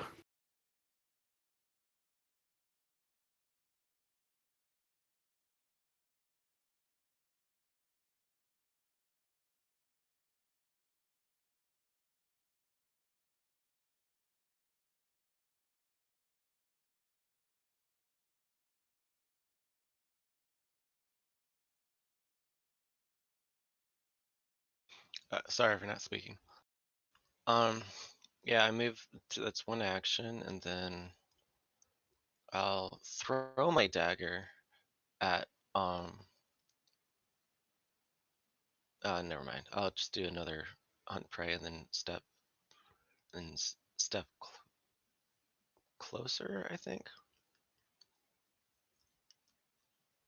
No, sorry. 2 actions and then just 1 strike. All right. Go for it. Don't forget your target.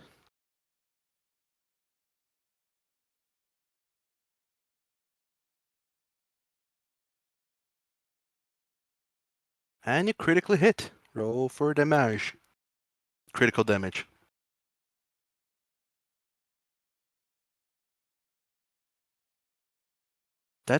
Is that critical damage? It is critical damage. Wait. Yeah. It's Oh, just yeah, 3 it times is. in front. Critical damage does weird stuff when you have a deadly trait on your weapon. So yeah, the armor takes the full damage since it is broken. And that was your last action, right? Yeah, that was all 3 of my actions. All right. Rook.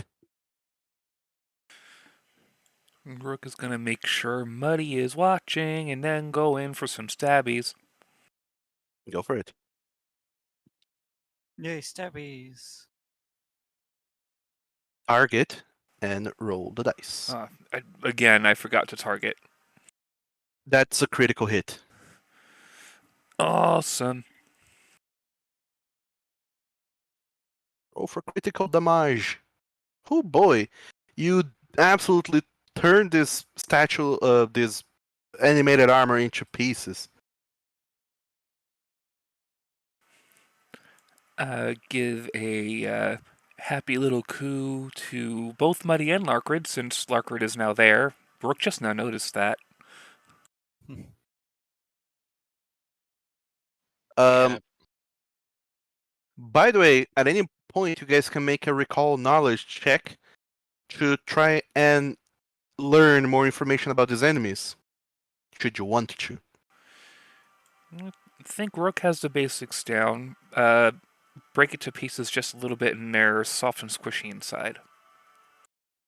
All right, Gonna use his 30 feet of movement to get over to this other armor and do it again. go for it. Offhand, no, not offhand dagger. Or Rook is just gonna take a guess that a magical weapon is better here. You can use the same weapon you used for the first attack if you want. Yeah, I was gonna use the other one because it has less of a penalty, but I think I'm doing alright. And again, I forgot to target. I'm smart! That hits. Roll for damage. Regular damage this time around, though, and the armor mitigates all of the damage. Oh, it doesn't even break apart? Nay. That is unfortunate. Rook is then gonna turn around to his friends. No break! Help! That's all three of my actions, though. All right. So the armor, seeing as you thankfully put yourself in harm's way, it is going to take 3 swings at you, Rook. So let me roll each and every one of those 3 swings. The first, misses. Horrible. I'm definitely dreading this next room. The scales are gonna flip. They might flip horribly. His second attack.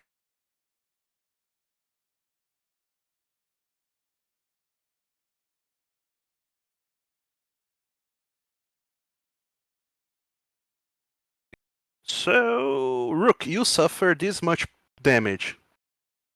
5.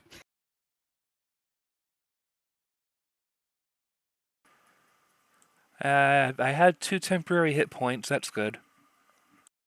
And last attack? Misses as well. Thank Buddy for that. Lady Leywood, what are you doing? Okay, her move.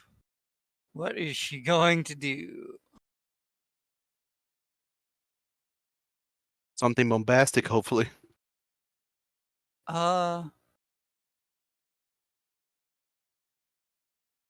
She will cast Admonishing Ray on this Okay. armor.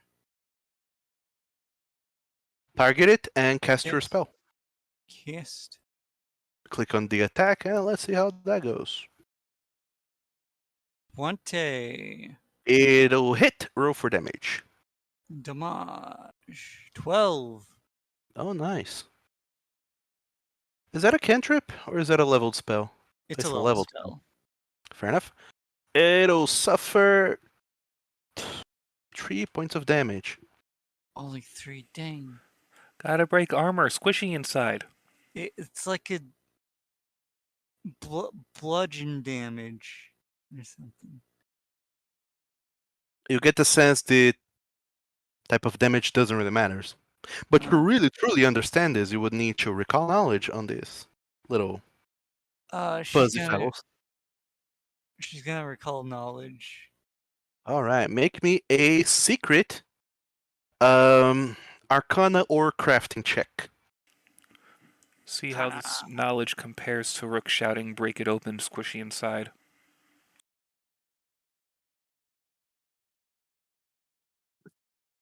Lady Leywood, you know exactly what's up with these armors they have armor, which reduces the damage they take by 9. However, if their hit points is reduced to half, or they suffer a critical hit, the armor breaks immediately. Ah, At which point they suffer full damage. Other than that, you also know that their AC is 17. When the armor breaks, it reduces to 13, has 20 hit points maximum, and has a shitload of immunities. And has shit reflex and will saving throws. But I gotcha. rather good fortitude saving throws. Alright. Just hit them hard and they'll become weak. They resist any kind of damage. Well, I just said break open, squishy. Eh. Muddy. Yes. Pretty much what he said. All right, so Muddy's going to like drop down onto all fours and dash over there in just a clanking mess of metal and use 2 actions to get right here. And you need to, yeah. Yeah. And as soon as I get up there, take a big feral swing at it with my flail. Go for it. Target it and go for it.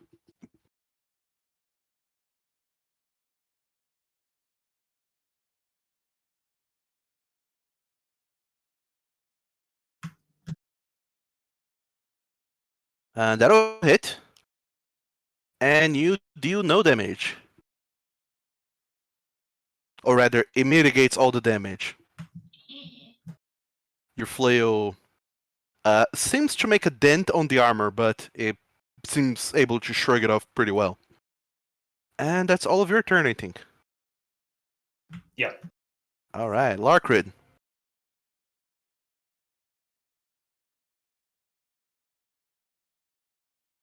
What are you doing? Get into flank. Sure. You can also get into flank right over there. I still need two actions either way. Mm-hmm.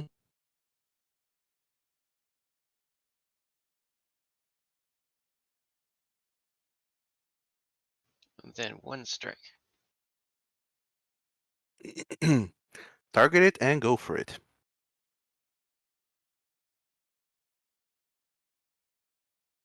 That'll hit. Regular hit, though.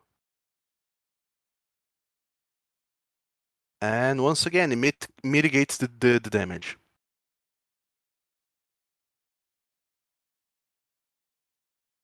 Anything else? That's 3 actions. Rook. Okay. This is probably going to be dumb because Rook has noodle arms, but Rook is going to latch onto some piece of armor somewhere and attempt to just yoink it off. All right, make an athletics check against its fortitude saving throw, or rather, fortitude DC. Since you are using force to try and yank off pieces of the armor, it will be athletics. Yep. I'm trained, it's just not my best. Oh, best of luck to you. You. That will not do it. The armor just kind of swipes you away with a backhand slap.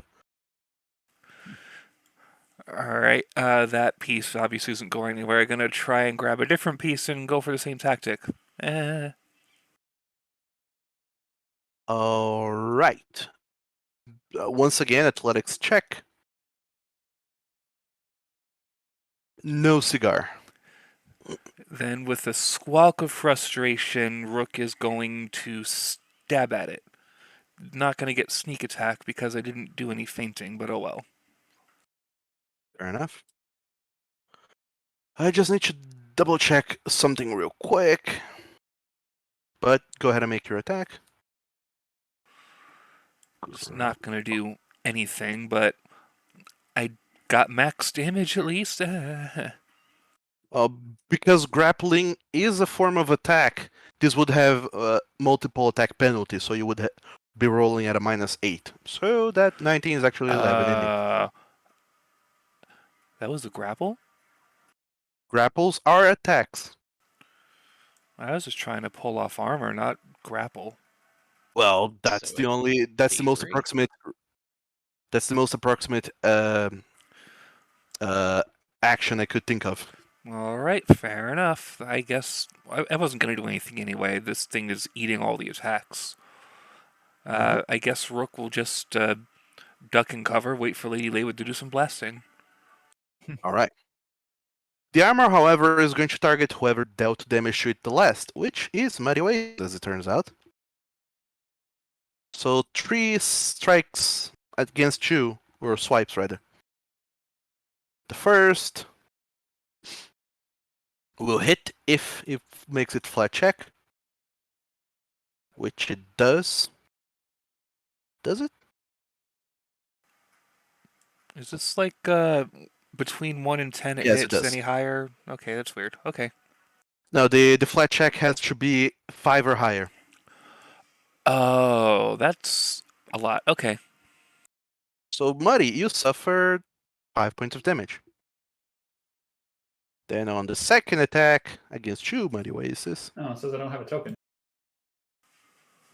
There we go. you need to have it selected. Yeah. It misses. And for the last attack that it tries to do, misses as well. No cigar for the armor. Lady Laywood. Yeah.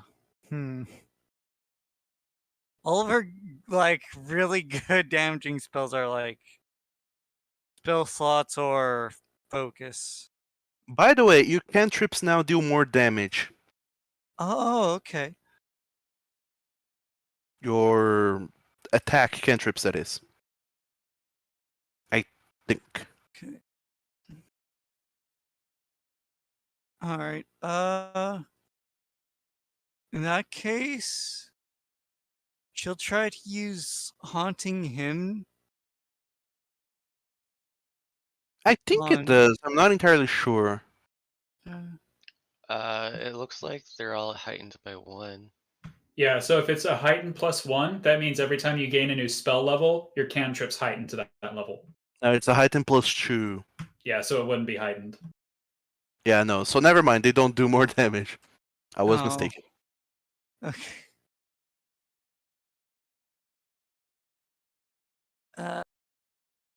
You know what? She'll just squeeze in here, and Mm-hmm. she will trying it with her mace. All right, target it and roll your 2 attacks. If you are doing 2 attacks. That first one will miss. Okay.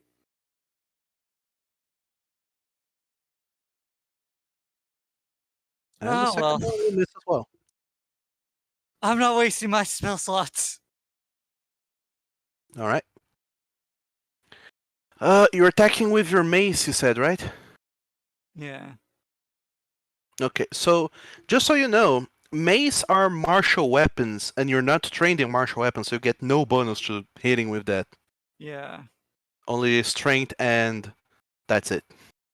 Yep. Also, you get a -1 because you're enfeebled. So, just to let you know. Oh, yeah. That's right. Muddy. All right, seeing how it's just shrugging off all these attacks, Muddy's going to take his flail and do like a flourish to it and then swing low to wrap around its legs like he did to the vampire and try to trip him. Rip him. Good. Go for it. Yes. Trip. Here we go.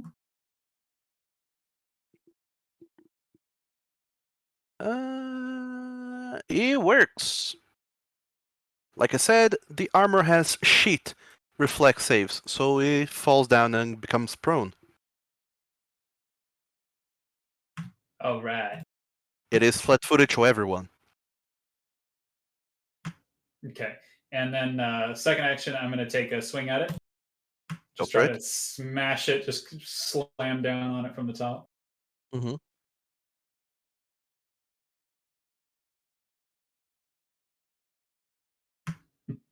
That hits. Roll for damage. 9. It mitigates all of it. Damn. Man, if we didn't get lucky with those crits, this would have been a very different fight. Yeah. Actually, Um. you have one last action. Yes, I do. What can I do for one action here? Last action, then I will raise my shield, or rather, cast shield. Sure. Larkrid. Cool. Time to full out attack this. Go to town with it.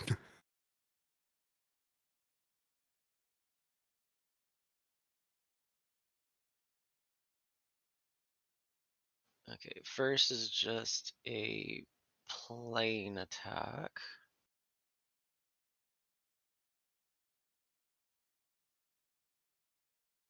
You were not targeting.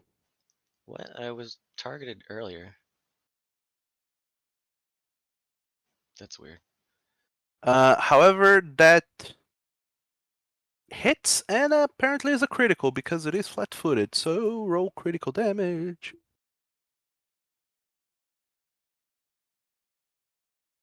How much is that? 8?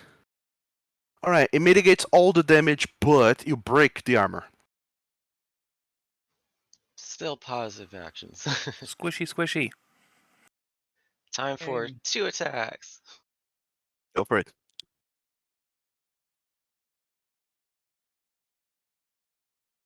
Ooh. 2 crits.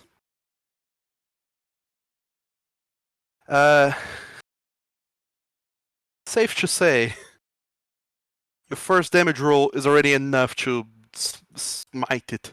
The second just absolutely shreds the remainder pieces of armor, and it's reduced to bits. Wow, Larkrid angry. Don't hurt Muddy. Brutal. So the room grows quiet after all of this violence, and on top of that, what also happens is that you see that the pedestal that was very slowly rising over these many rounds, now that combat has ended and the statues has been defeated, it rises the remainder of the distance very fast. It just kind of whoops out of the ground. And you find within a little bit of treasure. As it rises, the pedestal rises from the ground. You see that under it there's a little a little nook, and in that little nook there are 5 gemstones hidden within. 5 pieces of azurite. Champion. Who's pocketing that? I suppose I'll grab it. All right, Larkrid, you seeing as all danger seems to be gone, because now that the gem on top of the pedestal was yellow, now has turned green.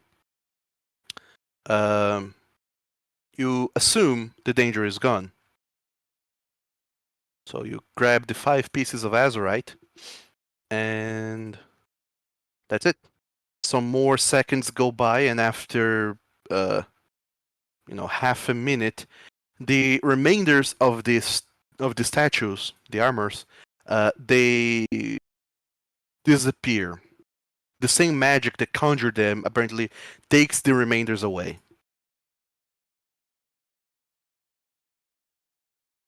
I guess we continue on to the next door that just appeared. Yeah, the door at the end also unlocked. Yeah, feeling good. Let's go. Yes, let us hurry through.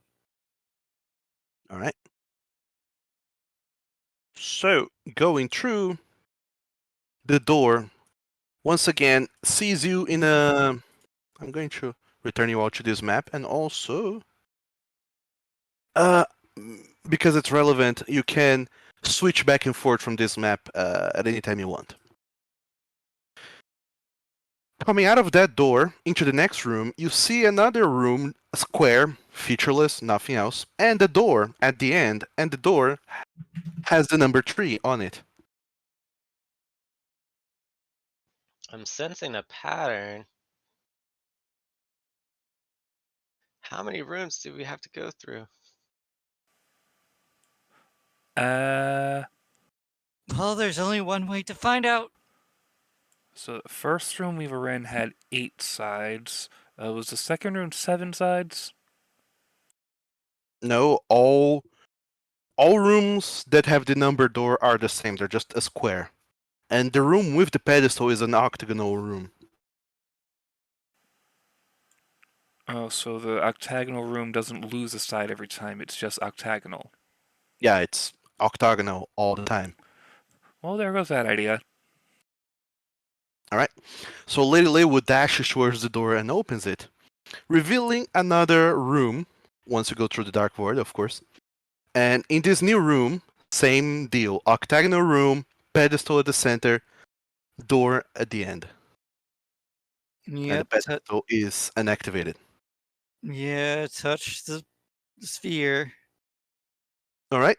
You touch the sphere, it shines bright white light, and then it turns green. And then the door unlocks. Weird. Okay, go, go, go. Alright? So you all dash through the door towards the next door, and you happen into another room, square room, much like the other ones that you have been through, that had the number doors, except that this time around there are 3 doors. One labeled 4, one labeled 5, and one labeled 6. Probably go this way, Yes. points at number 4. Is this a test to see if we've been paying attention? Because we've only been through 3 so far. Well, I don't think he's testing our ability to count. Just for the record, do I have to roll to recall all of the glows from the individual Orby things? I know this one we just touched was green. Larkrid said the other one was yellow. What was the first one? The first one was green as well. Okay, that feels important somehow. Okay, And actually, number 2 turned yellow and then green. probably green after... No, never mind. Don't mind me. Yeah, Rook is still standing, pointing at number 4. Alright? So, what does the other people say? I guess we go through Which door? number 4. Let's keep going. 4 it is. Alright. So you go through door number 4, you open it, cross the dark void, happens into exactly the same room. Octagonal, pedestal in the center, and a door on the other side. Touch. Alright, so you touch the pedestal on the center. It shines up with light, first white, and then red. I need everyone to go ahead and give me a reflex saving throw. Oh, reflex. Is this an effect that causes damage? Yeah, you better believe it is. Okay. How do I do this then? Actually, no, hold on. Never mind. It's not a reflex saving throw. It's actually, you don't make a saving throw at all. It's an effect that happens. All of you, I'm going to roll a thing. Sorry. So I'm going to roll a thing. Let me know if this hits your AC or not. 24. Yeah, it does. Yeah, it's gonna hit probably everyone. Yeah. Is a critical hit for anyone? No, I think a crit is 10 or more, right? Yeah, 10 or more. So if your Okay. AC is 14, then it is a critical. Well, AC is more than 14, but All less right. than 24. So all of you suffered that much damage. 12 points of piercing damage.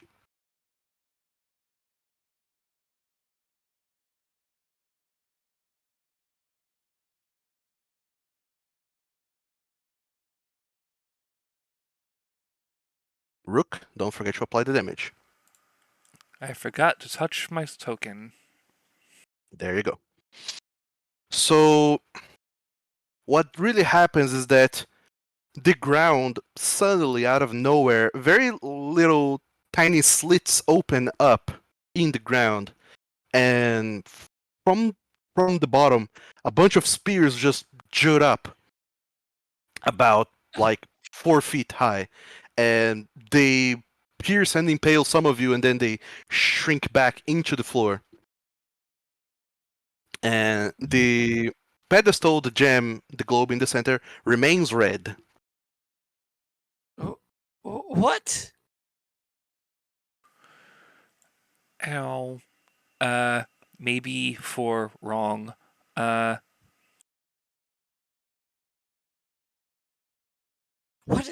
is it? Is this even in relation to? Said the scholar. Don't know. Check room 5?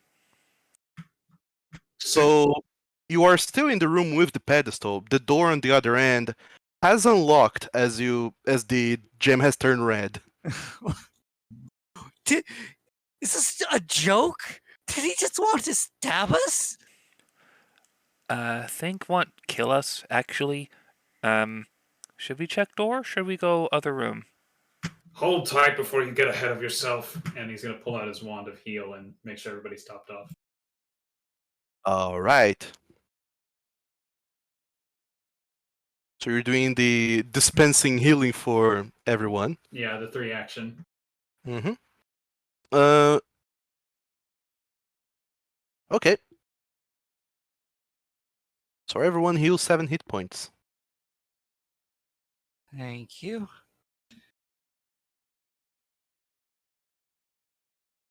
Gee, it was like it's almost didn't happen. Almost. So what are you doing? Let's move on, I guess. All right. Moving forward. You go onto the door that just unlocked, you open it, cross the dark void, and when you come off on the other side, you are in a square room, and on the opposite end, there's a door labeled 1. And you hear the voice. Ah, you have fallen victim to my room. Maybe you are not worthy of my treasures at all. Like I said, I built this challenge when I was in my prime, and I have hidden my treasures with my powers too. See if you can reach the end. You should have 1 hour and 45 minutes remaining. What?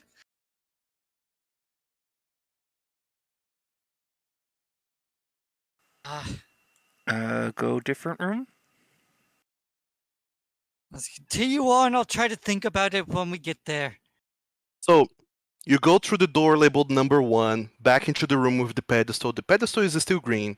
You open the door, find the square room with the door labeled 2, go through it, pedestal still green. Go through the door into another square room with a door labeled 3. Open that, leads into a room with a pedestal. The pedestal is still green.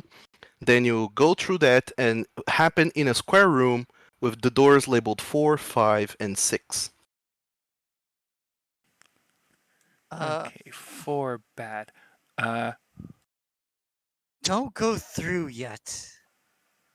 Wait. Door 6.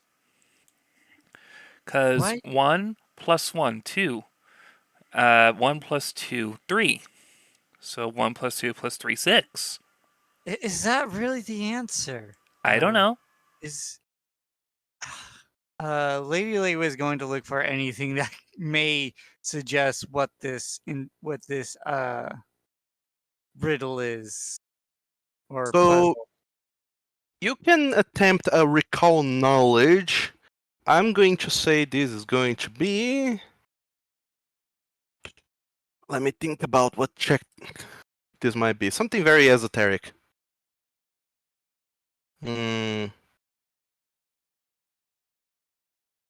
I will say either Arcana, crafting, or some lore that is relevant to numbers, if you have that. I don't think underworld lore will help with numbers. No. All Also, right. make this recall knowledge a secret roll, please. Shoot. I'm sorry. Can you only do it if you're trained? Yes. Okay. Should I start that over? No, that's all right. Okay. I'm going to do a secret crafting roll. Mm-hmm. By the way, the DC is very high. Ooh. Well, I have a +8, so I have a max of 28. Hopefully that'll help. I Did you have see- a plus. The DC is pretty high because you don't have enough clues as of yet to what this might be. So all of you try to rack your brains and think about it as best as you can, and no ideas come to mind other than clearly there is a correct sequence of doors to go through. Rook will Else. just repeat what he said with the numbers that add up. Room 6. It's the only one that was suggested, so let's try that one next. Room 6 Alright. it is. I guess. So you guys go through room 6, pedestal in the center, door at the end. Okay. Let me touch. Gonna go and gently touch the thingy. Alright, you touch the pedestal as gently and gingerly as you can, and it is white, and then quickly it turns red. Uh-oh. So, once again, tell me if this hits you. 29. Not a critical. Oh my god. No, that's a critical to me. So that'll be 16 points of damage. Those of you who got hit by a critical, that's actually going to be 32. I'm.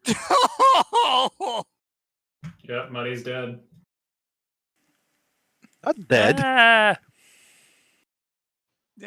Muddy, you have 21 AC, so that's not 32 That damage. is not correct. I am cursed.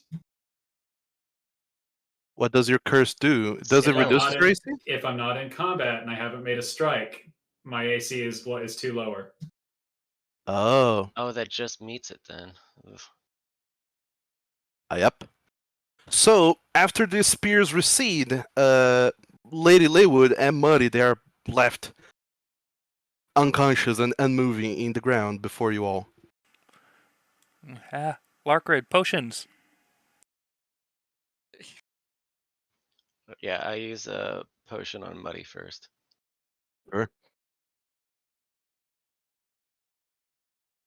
So you can just go ahead and roll for it. Rook, are you using a potion on Lady Leywood as well? I have a minor elixir of life. That'll work. Well, it was better than that roll.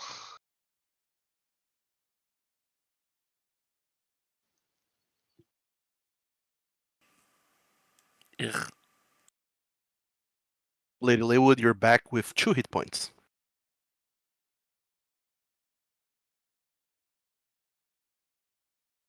Everything is pain. Why?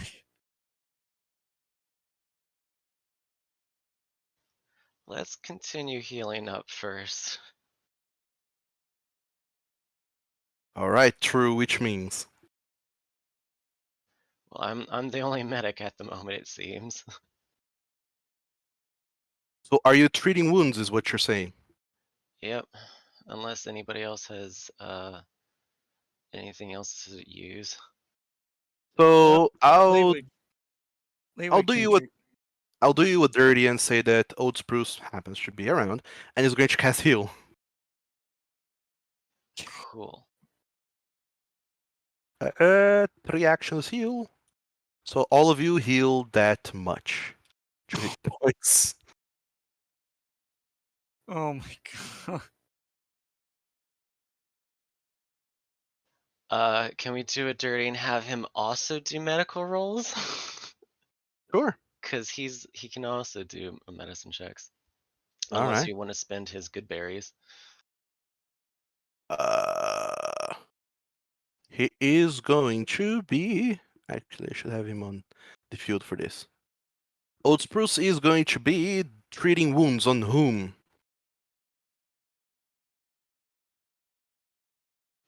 Well, I'm targeting Muddy Oasis for my first attempt. So Old Spruce should go for Lady Laywood. All right. By the way, I believe that both Muddy Oasis and Lady Laywood should be wounded one. Oh, If yeah. I'm correct about that.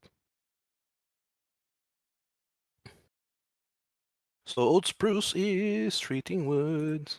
I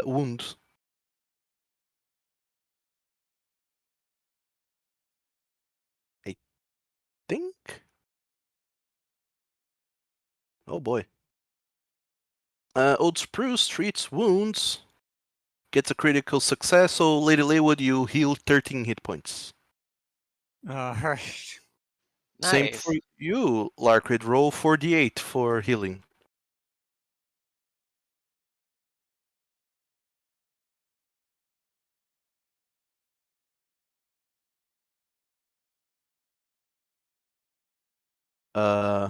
Muddy, you recover 14 hit points. And both of them no longer have wounded. Oh yeah, that's right. They don't have wounded anymore. However, 10 minutes have gone by from your time limit.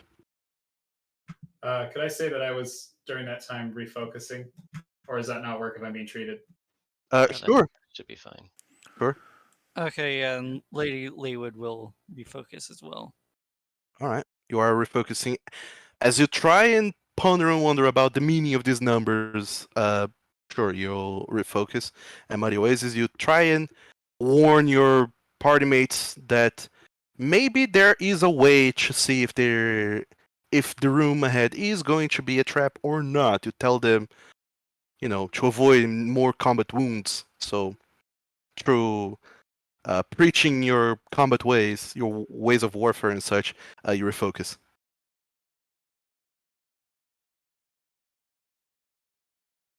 And just to top you all off, try to at least, Old Spruce is going to cast Heal again. Everyone recovers 8 hit points.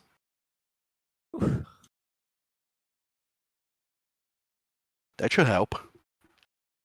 Oops. Whoops. Ah, shoot. 4, and then...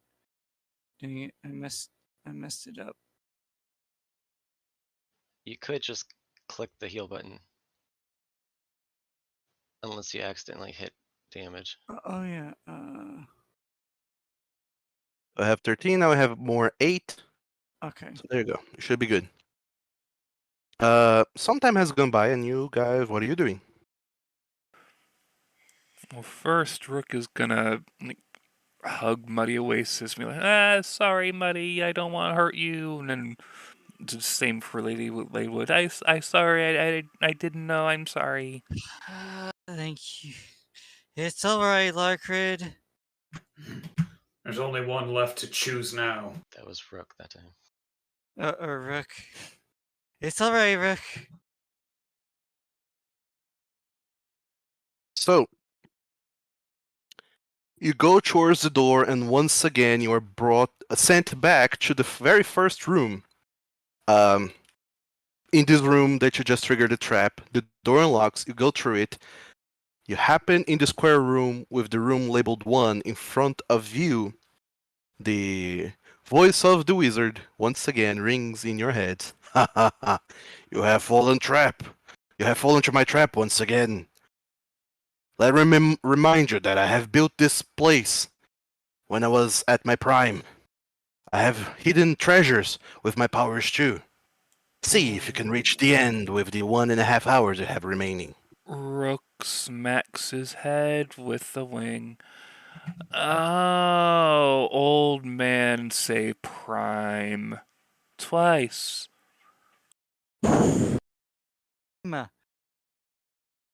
Prime number. Yep. What's a prime number? A number that can only be divided by 1 Or itself. or itself. It That was sounds like for your math folk. I sorry, Muddy. I should have heard first time. Let's go. We've been hurt worse coming through here. Running. So you're dashing back into the dungeon then. Yes. Dashing back into the dungeon and then room number 5. All right. Back through doors 1, then 2, then 3. And now in the room, you choose door number 5. Once again, octagonal room, pedestal in the center, door on the other side. And touch it and then flip it off. You touch the pedestal, flip it off, flip the bird flips the bird, and the crystal is still flashing white as you flip it the bird, and then it turns green. And the door on the other end makes a clicking sound as if it had unlocked. Oh my god. Okay, let's go. All right. You open the door, happen upon another room, now with the numbers 7, 8, and 9. Rook doesn't even ask questions. He's gonna head straight for door number 7. Yes. Prime number. All right. You go towards door number 7, and once again, octagonal room with a pedestal in the center, a door on the other side.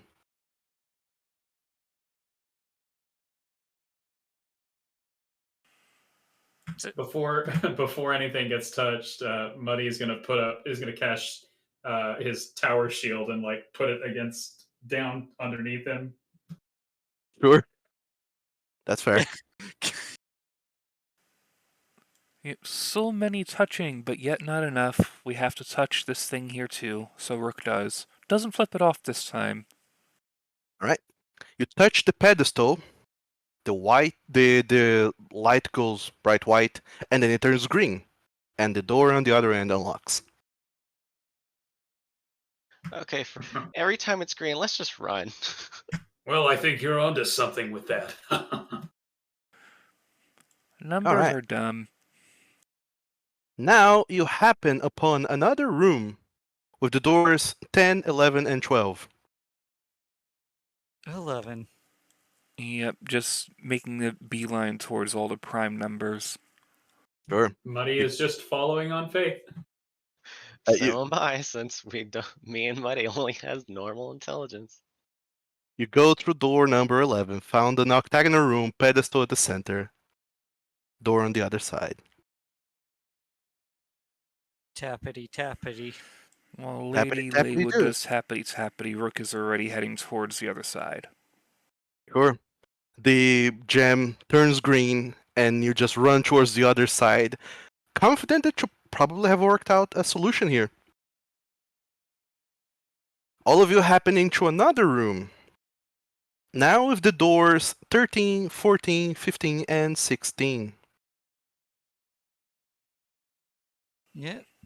13. 13 unlucky. Be careful. All right.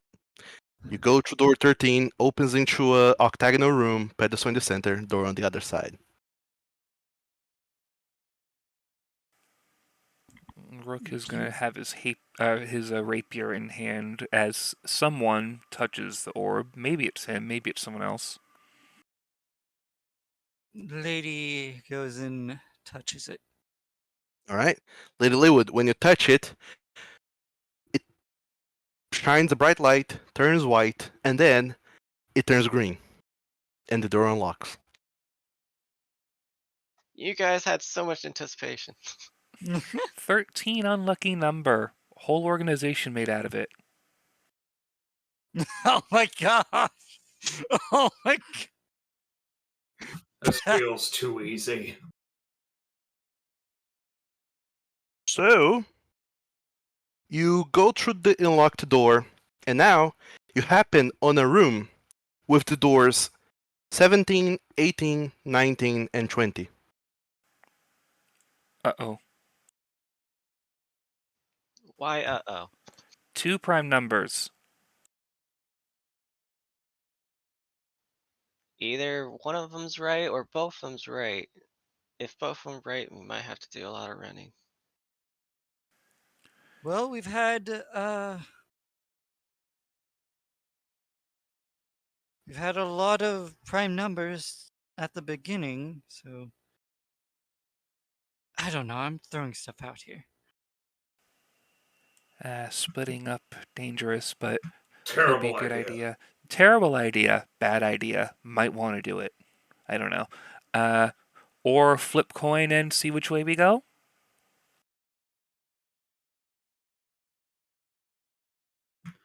There's some kind of logic being used somewhere here. Let's think.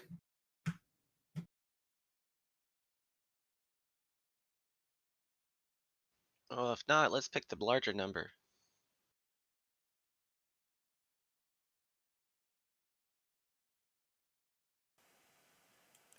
Wait, 17. Why 17? Just, no, wait. I was guessing, So we're looking between 17 and 19. I can assume if we're probably trying to find each one, if I'm thinking right. Probably we need to follow them in order. I don't know. maybe. But then the next room won't have 19. This true. Next room would have, 23. 20, 21, and 20. 22 and 23. Well, you've seen how these buildings work. I mean, it's not like you can't just put a door to 19 at the end.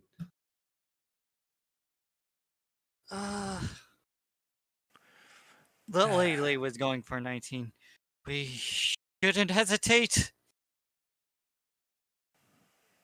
Well, as she's going towards 19, Rook was about to head towards 17, but he will follow to 19. This seems like a bad idea. I don't know. Could be bad idea. All right. So you're heading to door 19. Yes. All right. You open the door and find yourselves in a room, octagonal room, pedestal in the center, door on the other side.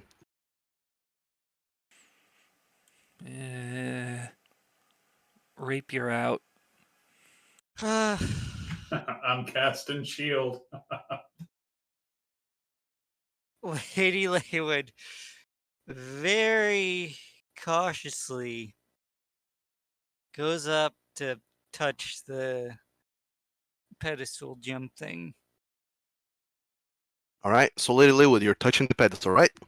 Yes. All right. The gem once again shines bright white, and then it shifts color to red. Ah. Now I need you all to go ahead and give me a reflex saving throw. Reflex. Okay. Dang it.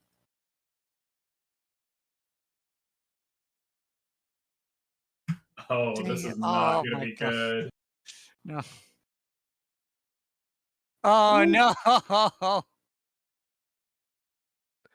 Oh boy. I didn't see the button in chat. Sorry. All right. Oh, neither. So each and all of you are, as the gem turns red, Lady Laywood, you quickly turn to everyone else, and you see Muddy Oasis for starting to stand up, as does Rook's feather, and you feel your own hair standing up as a electrical current zaps you all in the room. So, Rook, you succeed. You're gonna have the damage. Lady Laywood and Larkin, you're gonna suffer the full damage, and Muddy Oasis, you're gonna suffer double the damage. And the damage is this much. Oh my gosh! Oh, Muddy is dead. Dead. That's more than twice his max HP. No. 40? That's 40. Yeah. That's not how it works. What do you mean that's not how it works? He goes to like negative something. He goes to like negative something or other. Yeah, if you're negative twice your No. Oh, but you still have like what, 25 hit points when you got Yeah. hit? Yeah, so it takes you down to 0, and then the 15 doesn't take you over the Oh, remainder. okay, I see. So you're just downed very strongly. Um, Larkrid and Lady Laywood, both of you suffer 20, so I think that downs both of you as well. It's Or not not? letting me. No.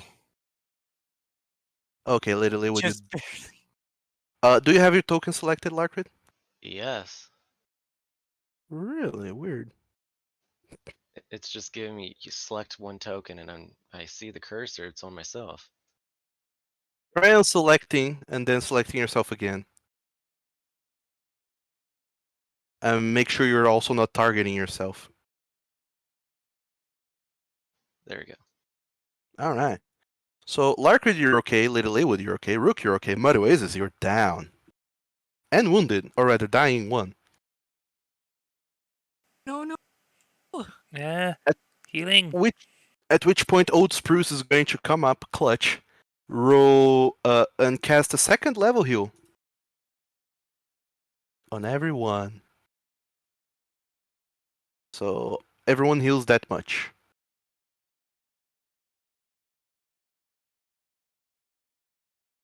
However, Muddy Oasis, you're still wounded one. Shoot. Should we spend time to heal Muddy a little bit more? And Maybe. Old Spruce is also going to go ahead and cast a couple good berries. Okay. Or rather, now he gets to heighten it, so he casts a good berry and creates 2. So whoever consumes it gets 5 hit points. So he gives one to Lady Laywood and one to Muddy Oasis. Lady Laywood, you get 5 hit points back. Okay. And then he casts it again with his last spell slot, focus spell slot, and gives one to Muddy Oasis. And who wants the other one? I have the lowest percentage of HP out of the group at that point. Yeah, Larkrid. Give it to So he Larkrid. gives it to you, Larkrid. All right, there you go. Now he's completely, fully out of spells, or healing spells rather. I can do some. Oh no, I can't because cooldown of an hour. Yep, you are in cooldown for treat wound for another hour. He can do it. Treat wounds, but not me. Too muddy.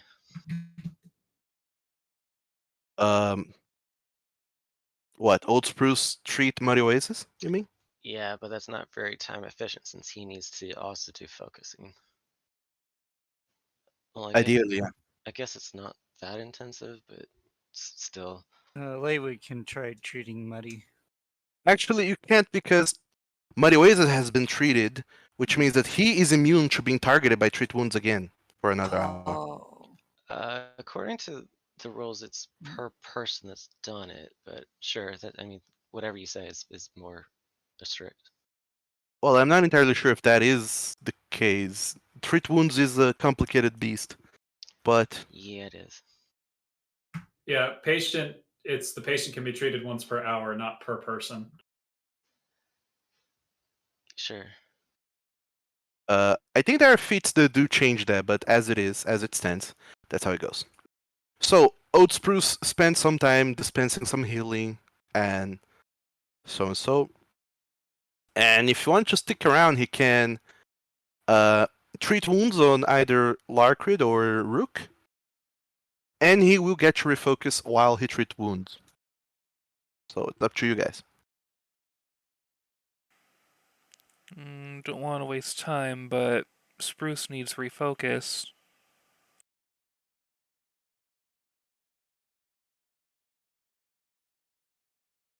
I mean, he needs refocus if he's going to cast more good berries. Well, let's let him refocus for now. So Rook still can be healed with the medicine check. Yeah, Old Spruce is going to treat wounds on Rook, and I suppose you, Larkrid, can treat wounds on yourself if you want. Might as well. To save time, at least. All right. Oh boy. Unfortunately, Old Spruce fails on treating wounds on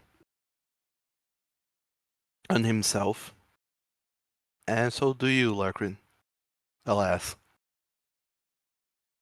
Aw. But he does refocus, so if you want, he can get you more good berries.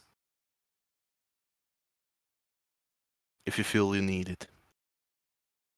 I'd rather give it to Muddy if we're gonna do that. Can you eat multiple good berries? I believe you can.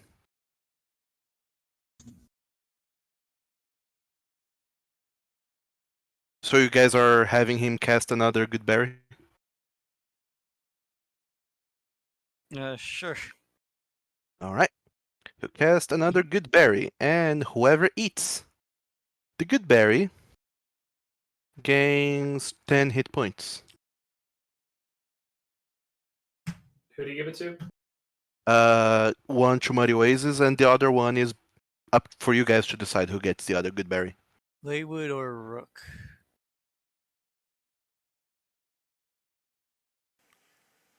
Rook. Might as well take it. Rook looks more it's, wounded. 10 points of healing from a good berry. Yep. Just click the button for heal. Alright. So the after the sphere has turned red, then it shifts into blue. Blue. Blue. That's new.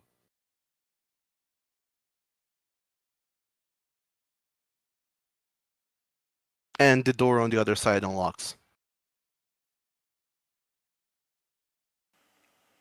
Okay, blue is new. Go through door. Hurry, Alright. hurry, get back to the same 17 through 19. When you go through the door, actually, instead of being sent back to room number 1, you happen again on this square room that has doors 17, 18, 19, and 20. What? Okay. Door 17? Yeah? Told you it was in order. Alright. Are you going to door 17 then? Door 17. Alright. You go through door 17, pedestal in the center, door on the other side. I assume you're pressing the pedestal. Yep. Alright. You press it, then bright white light. Then, from the bright white light, it turns blue, and then it turns green. And the door on the other side unlocks. We needed to press both of them. Yes, but in the right order. We did it wrong. Probably. Hopefully, new room now? Yeah? Oh my Hurry, let's not waste gosh. more time. You go through the door into the next room. Those of you who have been keeping track of time know that you have 1 hour left. The next room, despite being still the same sized square, it's not a particularly large room, like at most 30 by 30. But the wall is now filled with doors, ranging from 21 all the way to 30.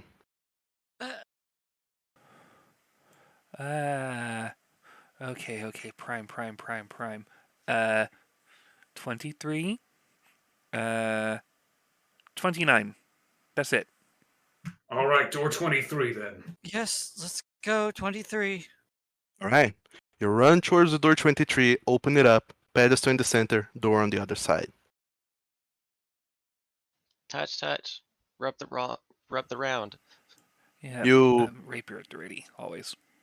as you're running towards, and you more so slap the globe rather than actually stop to touch it, it shines a bright white light, then it turns blue, and the door on the other side unlocks. And you mostly just keep on with the same momentum, keep on running forwards. And when you open the door, you come again into the same room, doors labeled from 21 to 30. 29. And lo and behold, you rush all the way over to door 29. And once again, octagonal room, pedestal in the center, touch it, it turns blue, and then it turns green, and the door on the other side unlocks. Okay, we've got this down pretty well.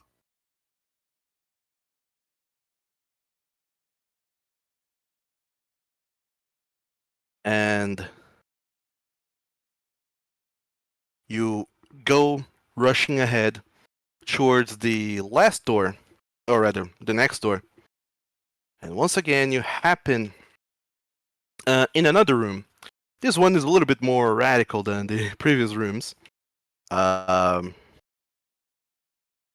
are doors labeled 31 all the way to 68. Okay. Thinky.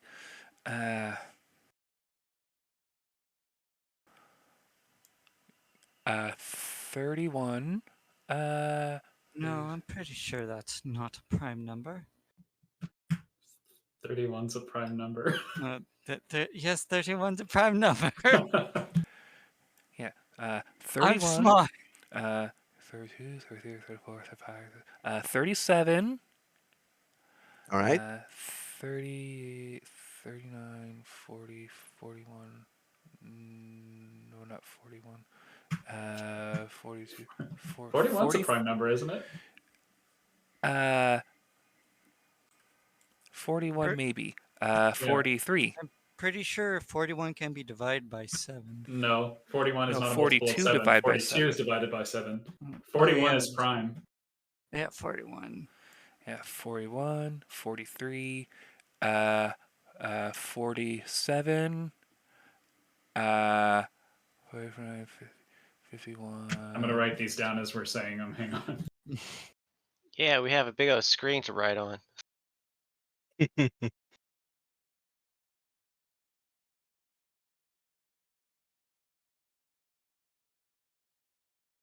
These are labeled up to how much? 68. 68. Okay. I should have listened to Father Poochie. Yeah, that's the only reason I know all of these. guess typing's Yeah, faster pretty than much drawing. that. All right. So 47, 53, 59, 61, and 67 as you have put in chat, correct? Yeah. And we would go through them in that particular order because we don't want to get stabbed again. All right. So it's a somewhat tedious process, and despite being confident in your technique, there's still an anticipation every time you touch the orb, expecting to see what color it turns into. But every single time it turns blue, and you go through the door until you touch the orb in the door 67, and it turns blue. Then it turns green, and then I take it you go through the door once again. Yep, we are not sitting around, we are moving. All right. So, once I'll say like just 5 minutes have gone by while you were running through the doors. When you go through the last door, what happens rather is that instead of finding yourselves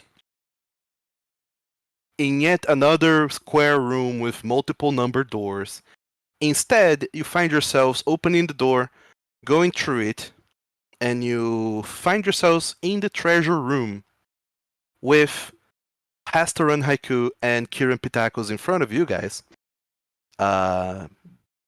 looking kind of surprised that you're back so soon after only an hour and not even 10 minutes. And they're just looking at you expectantly like, have you done it? Have you completed it? Uh, I mean, I assume how's it- so. What? How? But, oh, We chest, were check going. chest. We were going through the right doors. So you run to the chest, and just as you're about to touch it, the chest starts rumbling and shaking and shuddering very, very wildly. Eventually, though, through all of the shambling, the lid just pops open as it can't contain any more of the treasure that just spills forth, and there's like a huge trove of things coming out of it. Including Hastron's ego. No chest is big enough for that. There's just a lot of treasure that spills forth, or a lot of treasure that spills forth from the chest, and just as Hasaran Haiku is just like, "You bloody did it! Look at this!" And he just kind of rushes towards the treasure and starts kind of sifting through all of it as more and more keeps spilling out of the chest. A booming voice once again rings. "You have completed my second to last challenge. There's only one remaining. Return tomorrow to face the last challenge." Oh, I sure hope it's something we can just beat down.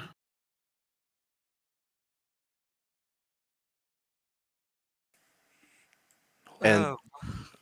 that's all that the voice says, and then everything goes silent for a long while, and then Hasran just turns to you and says, "Oh, bloody dang! Look at this! So much treasure, and there's more!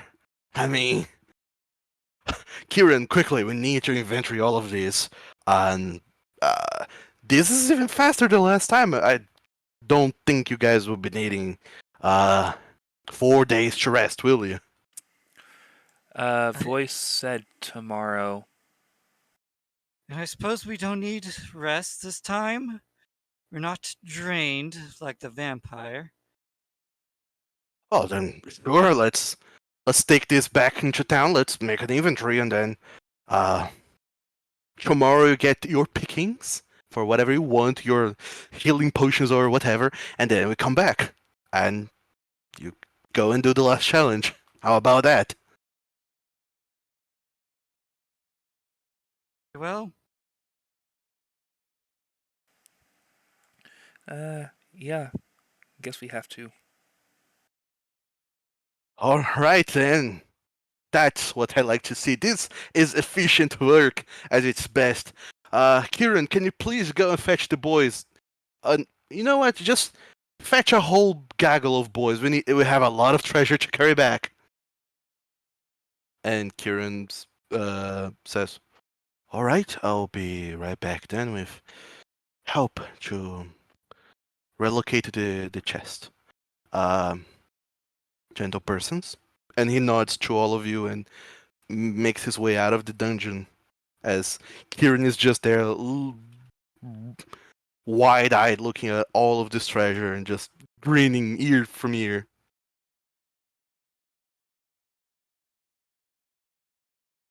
And you guys, I suppose, once everything is done, you're going to go back and take rest, right? Yeah, I don't know how it works as far as like what role to make, but I wanted to try and see if I can gather like gossip or something from the town and see how trustworthy this haiku guy is. Uh, I can I help with that. think that's society. yeah, that is gather information, which is diplomacy. Oh, I have diplomacy. I can do that. So do Yeah. I. I think. Yeah, so does Leywood. I also have So, deception if I need to sweet talk people into giving me some diplomacy. so you can go ahead and give me a secret diplomacy check. Okay. Which of us has the higher check or the higher bonus? Mine's a +9 to diplomacy. I mean, all of you can roll if you want. Well, it's Yeah. gonna matter because of Pack Hunter because they get bonuses. Ah. Your 9 is one better than my 8. Okay, so I see. So if somebody wants to aid me, well, I guess if you want to aid me, then you can add 2 to the modifier to that. I think that's how this works. To aid, you need to succeed on a DC 20 check using the skill, and then if you succeed, you get a +1. If you get a critical success, you get a +2. Alright, in that Yeah, case, so- I would like to attempt to aid Muddy in this secret diplomacy check. Yeah, and this roll is the one you get the +2 on from Pack Hunter. Oh, alright. So hold on. Let me just double check. What roll are you making? Aid. Sure. Rook, go ahead and give me a diplomacy check, and no need to make the secret. You are aiding. And you get a +2, apparently. Yep.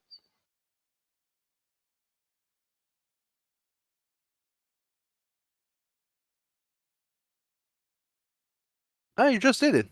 Would you look at that? Nice. So, Muddy Oasis, you get to make a secret diplomacy check, and you get a +1 to that. Can Leywood make her own? No, because I double checked the rules, and you can only benefit from one instance of circumstance bonus. Okay. Aid is a circumstance bonus. Yes, it is. Apparently, it is. Actually, you can try. I mean, like, can't she do a diplomacy check herself? Sure, you can go ahead and give your own secret diplomacy check if you're also trying to gather information. So you're gathering information on what again? On Hasteran Haiku? Yeah, I want to get some information on Hastra and see how much the town trusts him and if he's, trustable. And Rook is helping by going around listening to whispers, like spreading whispers, like using the name drop and then seeing what people say and bringing it all back to Muddy. Mm-hmm. So Lady Leywood pretty much just goes around the academies, the colleges, the sort of high society kind of people in the city of Holland to try and see what she can find. Whereas Rook, you go into, the underworld that you keep referencing so much to see what the less favorable folk are talking about the Haiku family. And Mario Oasis, with all of that combined, you also make your own kind of a search and inquiry into the Hastran, into the Haiku family. And there is a few many things you do find about the family in town. The first is that the Hasteran apparently forever ago was a big name, but people aren't entirely sure why they were a big name. But certainly in the past century, not a single haiku has made anything worthwhile of their lives. Uh, it seems like they have been mostly plagued with bad luck and just general bad life decisions overall. And from what you can gather, even Hasram himself was kind of pretty down on his luck, very just working the minimum of minimum wages, hardly making a living. And it was only when he got this letter that from his descendant that things apparently changed for the better for him. But otherwise, he's been a pretty unlucky person, and just down to his luck. And looking a little bit further, apparently it was not just him, but his parents as well, and uh, his grandparents as well. To some point, the Hasran family had moved out of Hollin to try their luck in Mergin, but then eventually some of them came back and tried to reignite the whole family naming Hollin, but it never really worked out for them. And you see that this doesn't really trace us to any other family, just to the direct descendants of the Hastaran name, or rather the Haiku name. Apparently, there is a consensus that they are cursed, or at least luck is not their game. But other than that, uh, it there's nothing else really that strikes you as odd from about Hastaran or his family. Um, you guess that being in such a poor and precarious position his whole life, finally seeing this much money and this much things he can do has got into his head quite fast. And that's about it, pretty much.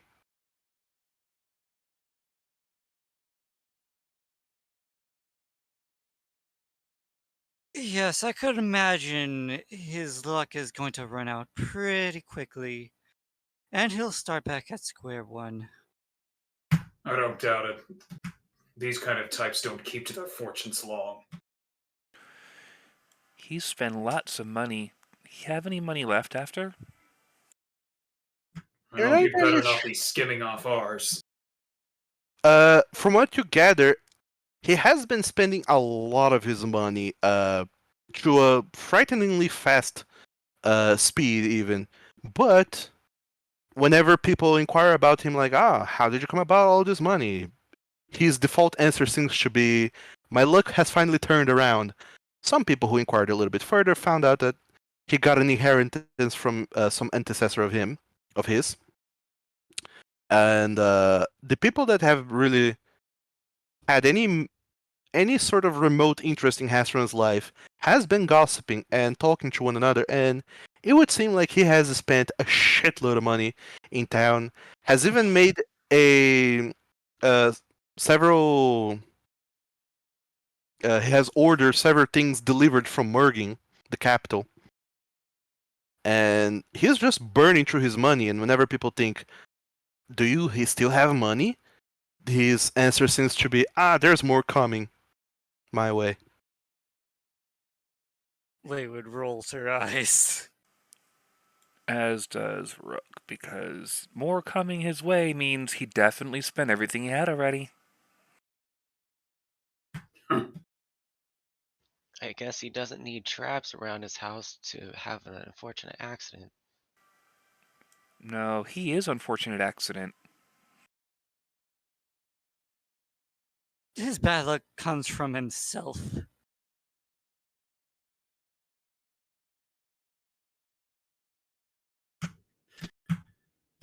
Fate will come to get him sooner or later. I'd rather not have my name attached to his inevitable fall. Yes, we shall get this job done and be on our way.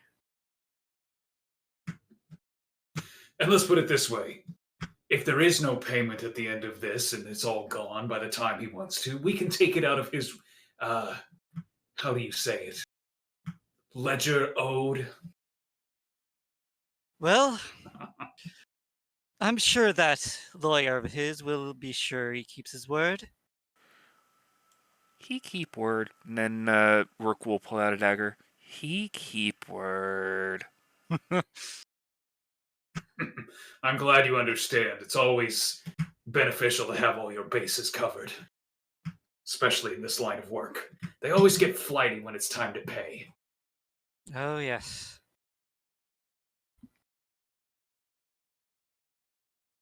But, almost as if to prove you all wrong, later that day, because when you came out of the dungeon and after doing your gathering and gossip gathering and such, it was about noon. And when it's about 5, all of you get summoned by Kieran Pitakos himself, calls you to his lawyering office, much like the first time you were called there, because it is time for you to get what is due, your share of the treasure. Logistical question here: do we want to be splitting this up when Wolf Those isn't here? Bruce? Yeah. That's the thing. He's not gonna be joining us anymore. This was his last game, but Oh, really? Okay. yeah, he's actually starting something next week, and he won't be able to join us anymore. And it's actually rather unfortunate because I didn't plan the game to go this long. But there is one last thing I want to do that will make the game a tad longer. Okay. But yeah, he won't be joining us anymore. But yeah, like I said, he was in a state of quantum entanglement. Currently, he doesn't exist, so the loot is shared between only the 4 of you. Okay. We can say he died in the trap.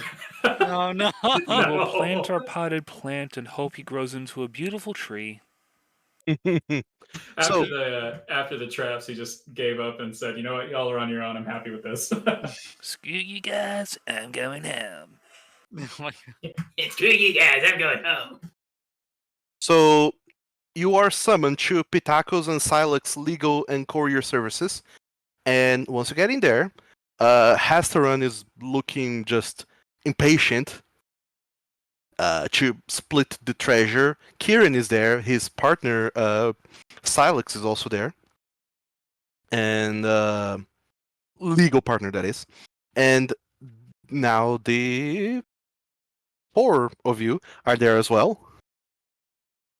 And he opens up the ledger with the inventory, the treasure chest, and everything. And Hasran just goes, "All right, they're here now. Come on, do it." And Kieran says, "As per our agreement, you are owed half of this treasure you have brought back in your last foray into the dungeon. Take your pick." And there's another. Hold on, that's what? Oh, that has the wrong name. Vampire Grand Loot is actually the Prime Dungeon Loot. There's a new treasure chest in the map. Double click that to see the new treasures. Yay. Thieves' tools.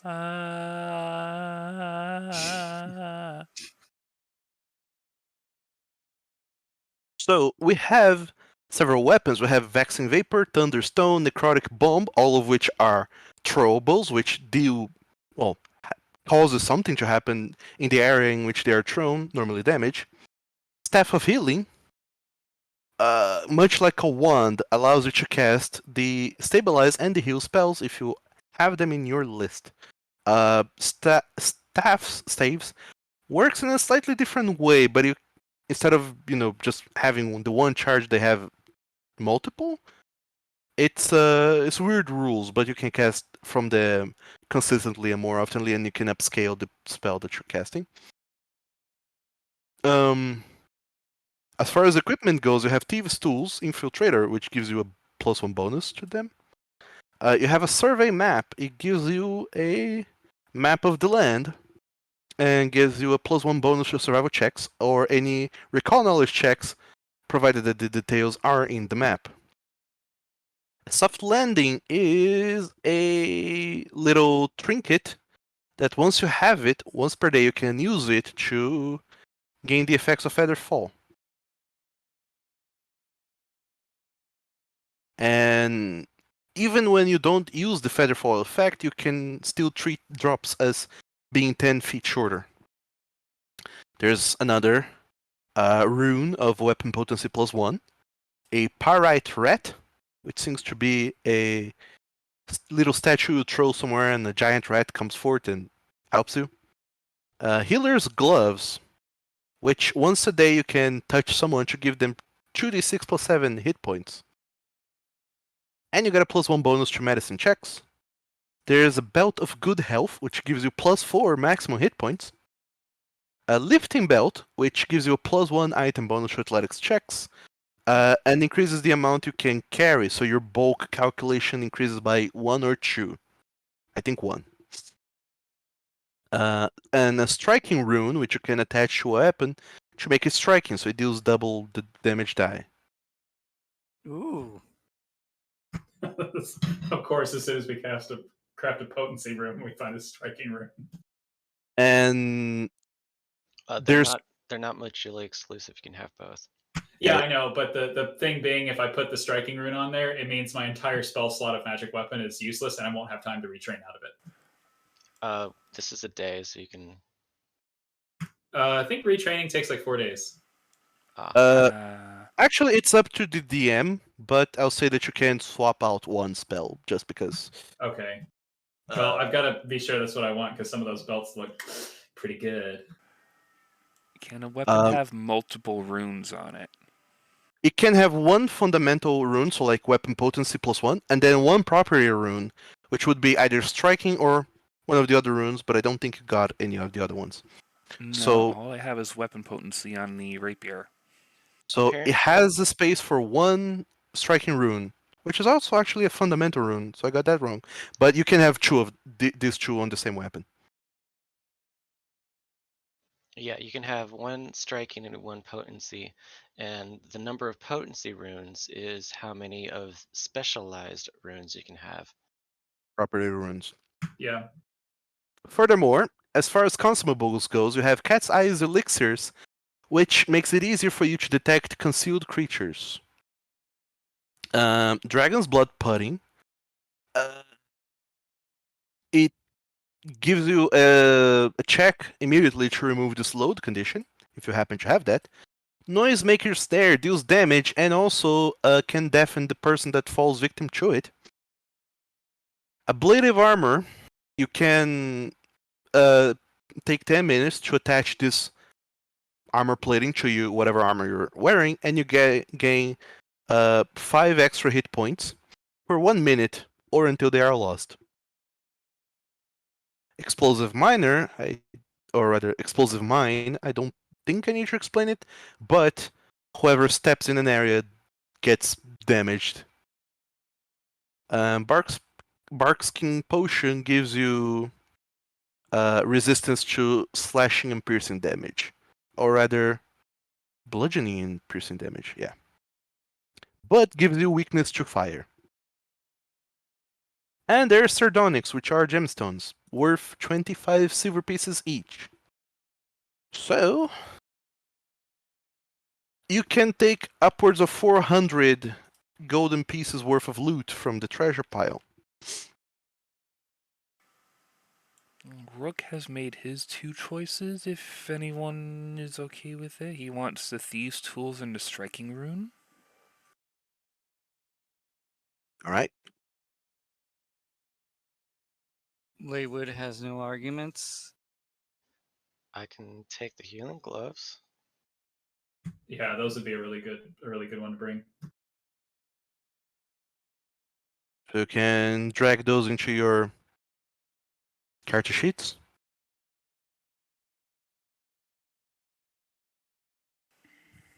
Oh, there's 2 of them. Okay, I'm There's gonna take 1 of the Striking Runes. Yeah, there were 2 striking runes. Rook has taken 1. Oh, I didn't see that. Shoot. Yeah, I didn't see that at first either. I was just looking at the gold value. Yeah. Oh, that changes things. Alacrity, you're taking the healer's glove, right? Uh, it seems like we have plenty to take, so so far, yes. Quote. All right.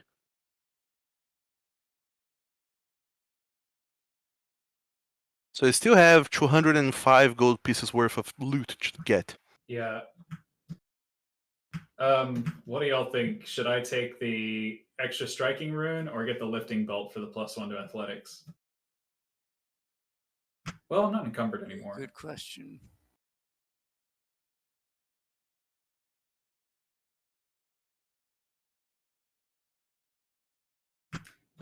I think, well, the striking rune seems like the most applicable. We'll take that. All right. Is to have 140 gold pieces worth of stuff to take. Muddy, you want bark skin? I was thinking about that myself. So I guess I'll take the bark skin potion too. All right. How big is a sardonyx thing?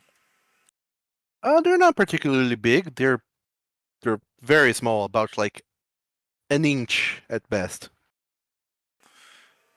An inch. Probably too big to be put into a pendant as eyes, maybe? I said an inch at most, so Oh, but then again, I'm also poor. I don't know if I'd be able to do any of that.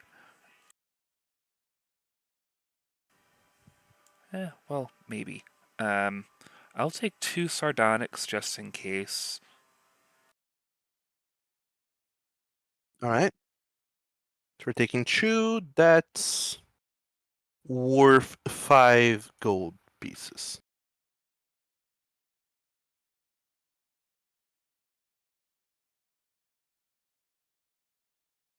The lifting belt doesn't help with the speed reduction from the full plate, I'm afraid. No, but I'm looking at it for the athletics bonus because I know that's what like grapple and trip is based on. That is true. Well, it's about bulk right now. Is why he's slower. I thought. No, not now. When I sold my scale mail, that reduced my bulk down to where I'm not encumbered anymore. Your thing didn't update then. What do you mean? I'm not encumbered. It's just armor. It's big, it's bulky, Yeah. and it makes him move less. Yeah, that's what full plate does. Is you take a -10 to your move speed, but -5. Well, it's -10 baseline, but if you meet the strength requirements for it, it goes to -5. Yeah. I thought it goes away if you meet the strength No, not for requirements. full plate. That's for half plate. Yeah, for medium armor, it goes away, but for full armor, or rather heavy armor, it reduces by 5 the penalty, and the penalty is 10, so it becomes 5. Wow. Okay. Yep. Tankety tank tank. Yeah, Pathfinder do be weird sometimes. No, it makes sense. Why we give Yeah, the yeah. tankety tank the bark skin potion? Someone already took it. Oh, yeah. Muddy's already got it. Do you want it? No, I was saying give it to the tankety tank, and Muddy is the Oh. tankety tank. Yes, he is. So you guys still have 120 gold to take. Anybody want to take a belt? I was really looking at that lifting belt, but if it makes you feel better for the one with the heart on it.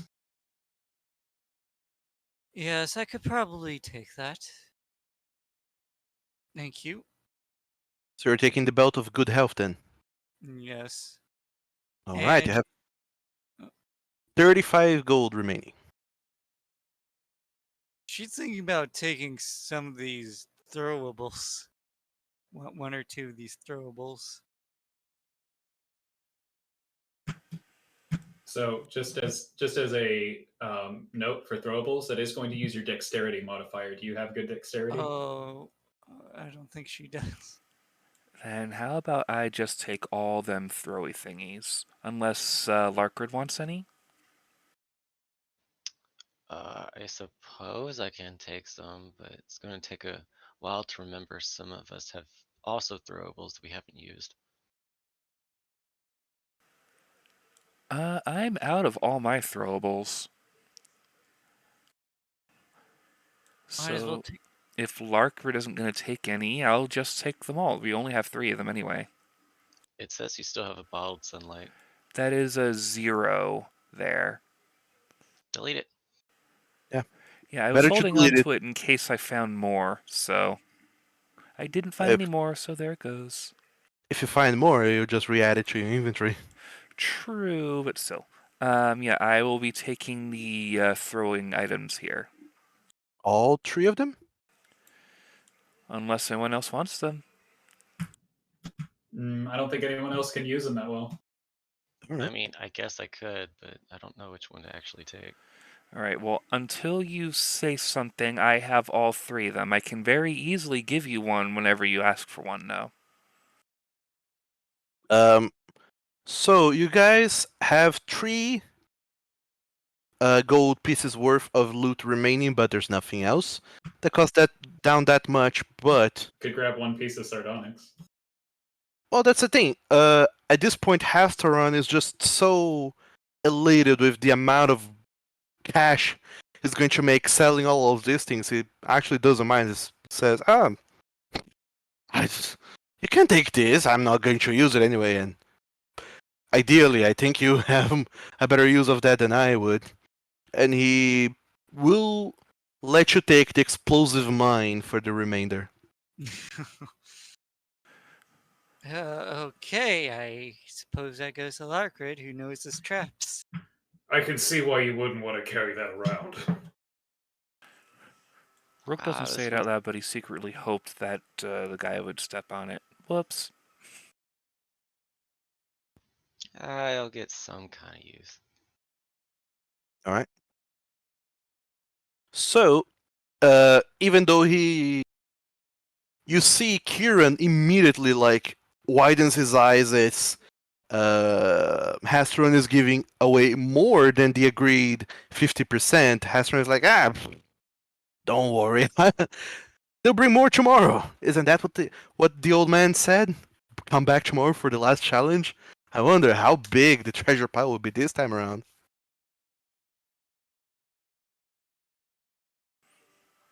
So, now that you're done, get your rest and make sure to rest plenty because tomorrow's the big day. Come on. Yes. Rest.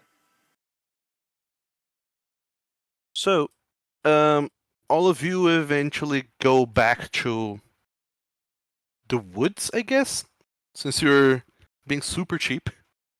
I guess it would be the last time Oat Spruce would be doing something. Yeah, Old Spruce just happily stays there, make sure that you all have sustenance and shelter. Literally, would I imagine you're still staying in the bedrooms? Yes. All right. So another 8 silver piece for tonight, the last night that you It's 2 people to a room in the expensive one, right? yeah. Up to 2 people, yeah. Before we go for the night, I would like to see about attaching that striking rune somehow to my rapier. If you want the vexing vapor, okay, I can give you that. How do I give him the vexing vapor? Is that something you need to do, Doug? I imagine if you have both of your guys' character sheets open, you can drag it from yours to his. I think you can do that.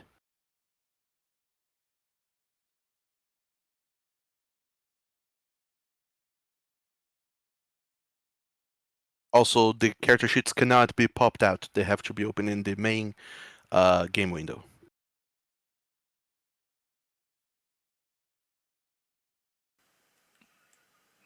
I can't seem to give him the vexing vapor, even though I have his sheet open.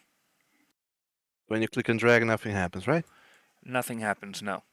Well, never mind. I'll do it for you all then. So there you go. Thank you, Doug. You're welcome. So But yeah, I would like to see about attaching that striking rune to my rapier. All right. Uh, because of the crafting rules being what they are, there's an actual appropriate way of doing this. But because I don't want to delay things in this short game, I would just let you all do it if you succeed at the C15 crafting check for free. Oh shit! Yeah, I probably can do that. I cannot do that. I probably could help you all with the crafting if you have runes, because I have the crafting. Apparently, it's just a check if you already have the rune itself.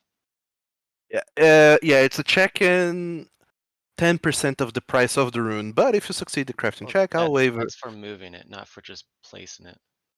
Oh, is that so? Yeah, we're not swapping. We're actually just placing it on there, so it's only the craft check.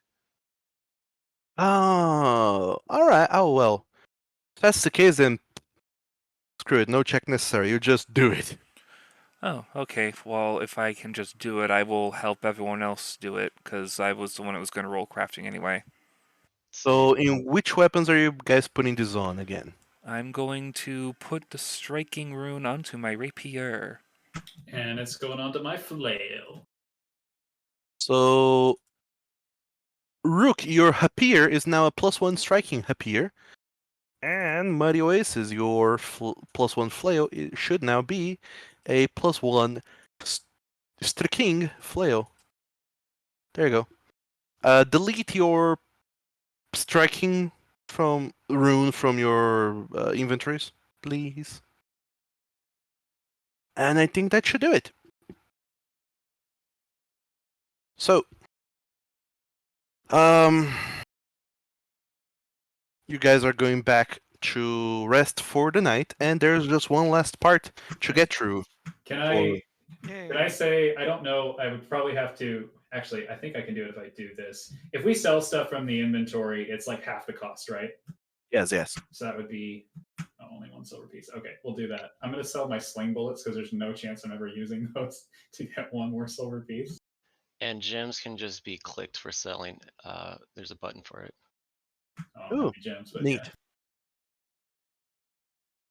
I want to try to pay for a room for me and one other person, and like try to sneak Larkred into the room too. Oh, me and Rook can definitely do that sneaking. Yeah, there you go.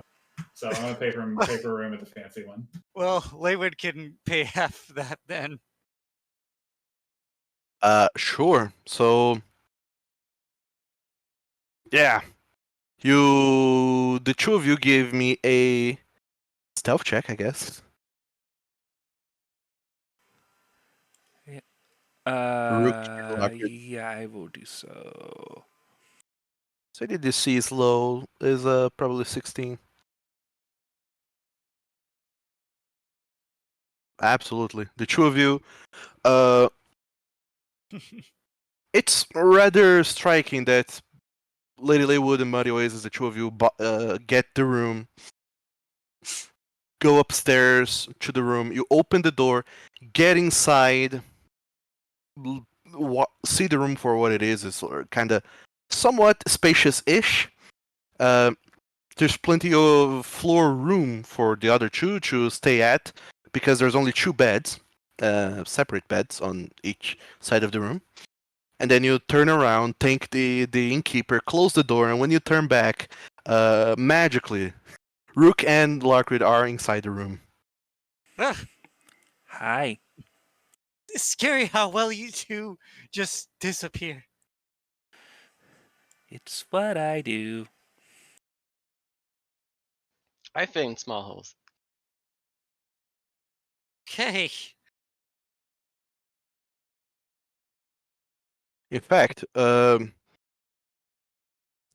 was guiding you along the entire time, Rook, because being nimble and small, he found a path to sneak into the bedroom, or rather into the back of the building, up the wall, into the window, and into the bedroom, ridiculously easily and fast.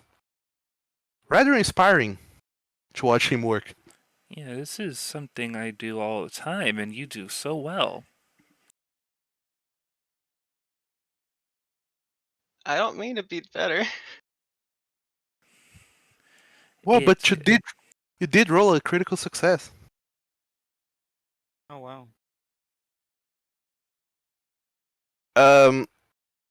So all of you go to bed for the night.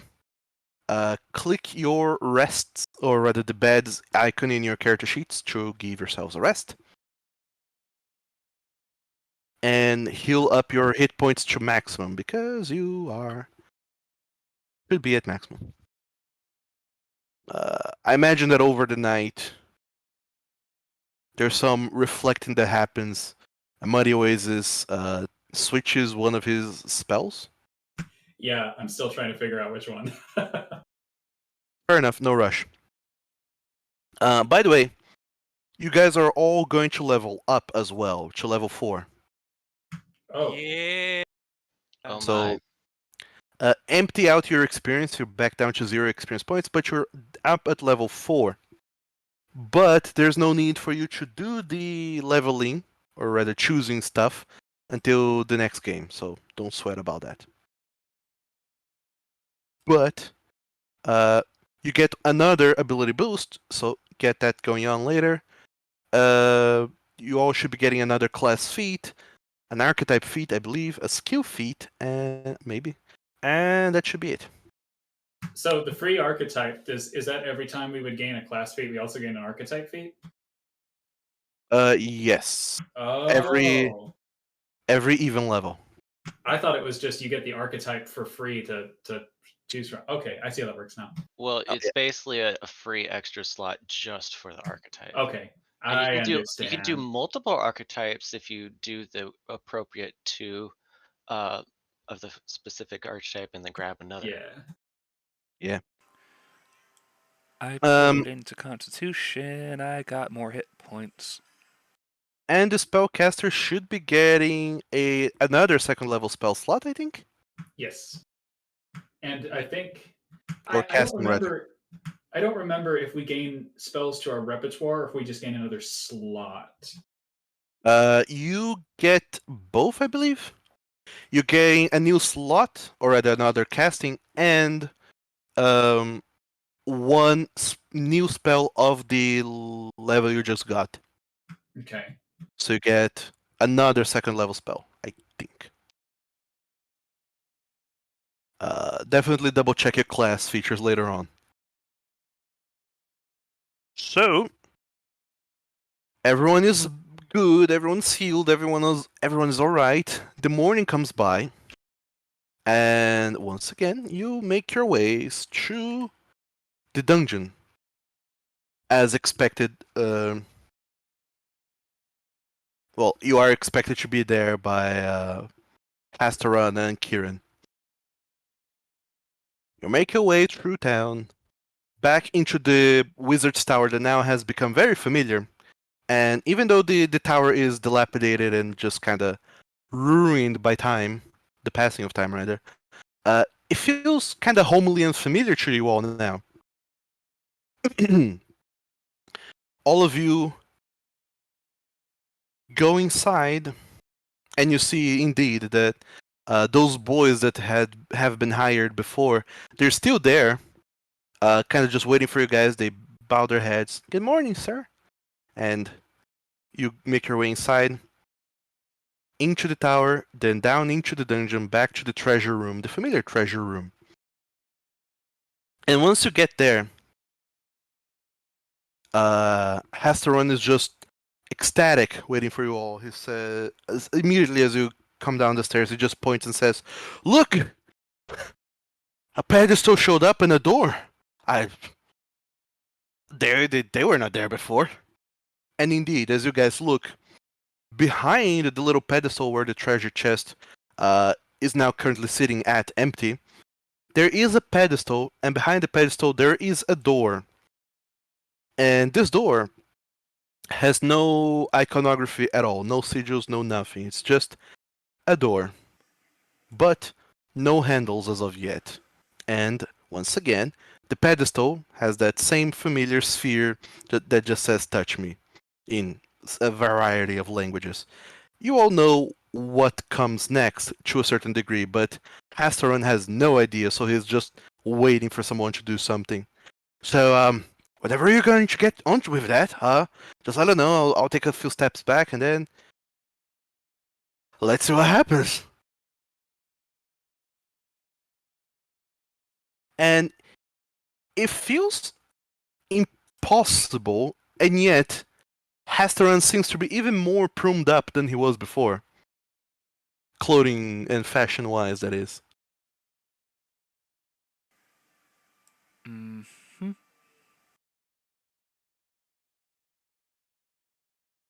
Yeah. Well, I think we're ready to start.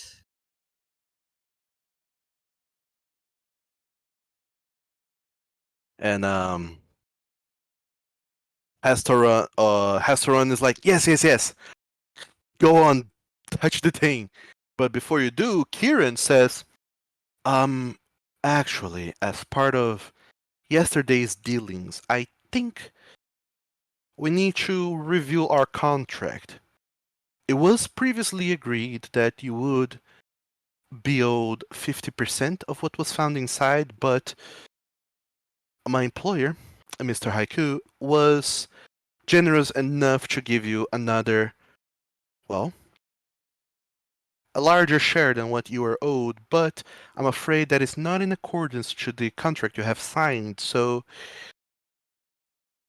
I have updated the contract. And he says that almost with a sigh and pulls out new papers from his brief and quill and ink and passes it around. Could you please just amend this to the contract? And when you look over the contract, it just says pretty much that from your next loot grab, so to speak,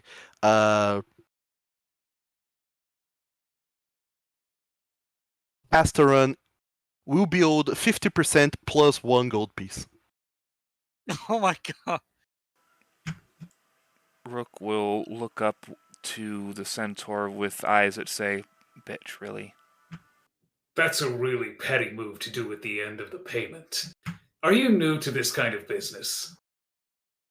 I am not new to this kind of business, but I'm afraid my employer is, and he acted without thinking. Oh, I understand. I'm not talking to you. I'm talking directly to your employer. At which point Hasteran just looks at you all and says, I don't know, he just says that it needed to be updated, and I mean... So let me get this straight, because you acted out of contract. Now we're the ones that are suffering because of it.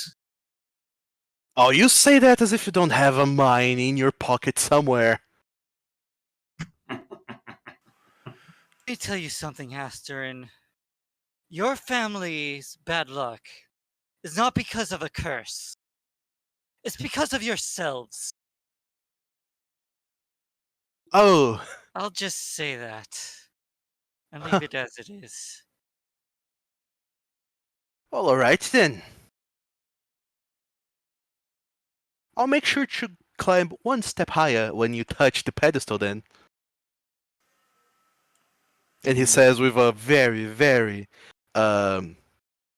with a smirk. Rook will turn to the centaur lawyer. If pay gold now, no worry about new contract. Just do what we always do. I'm afraid that's not how it works, my Kenku friend. Contracts exist for a reason, and it's to make sure that both parties keep to their words even when they don't. If you would like to see these bring into court at a later date, I welcome you to do so should you want to, but as it stands, I don't think 1 gold piece is profitable enough for you to go and do that.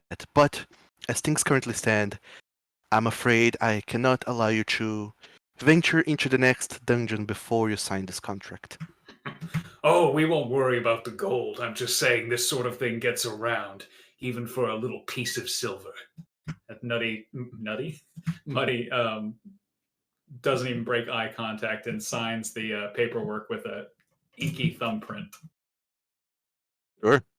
Laywood rolls her eyes and just signs as well.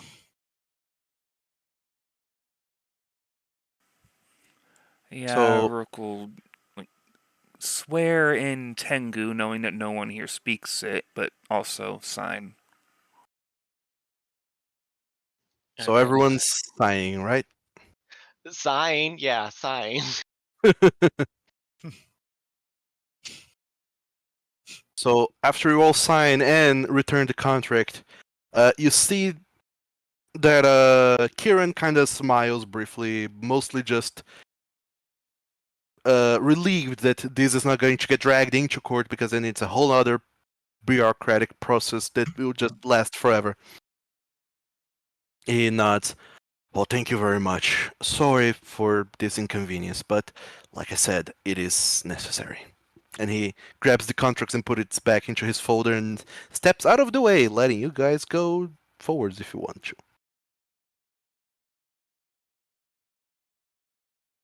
Now all that remains is the pedestal and the new door that is there.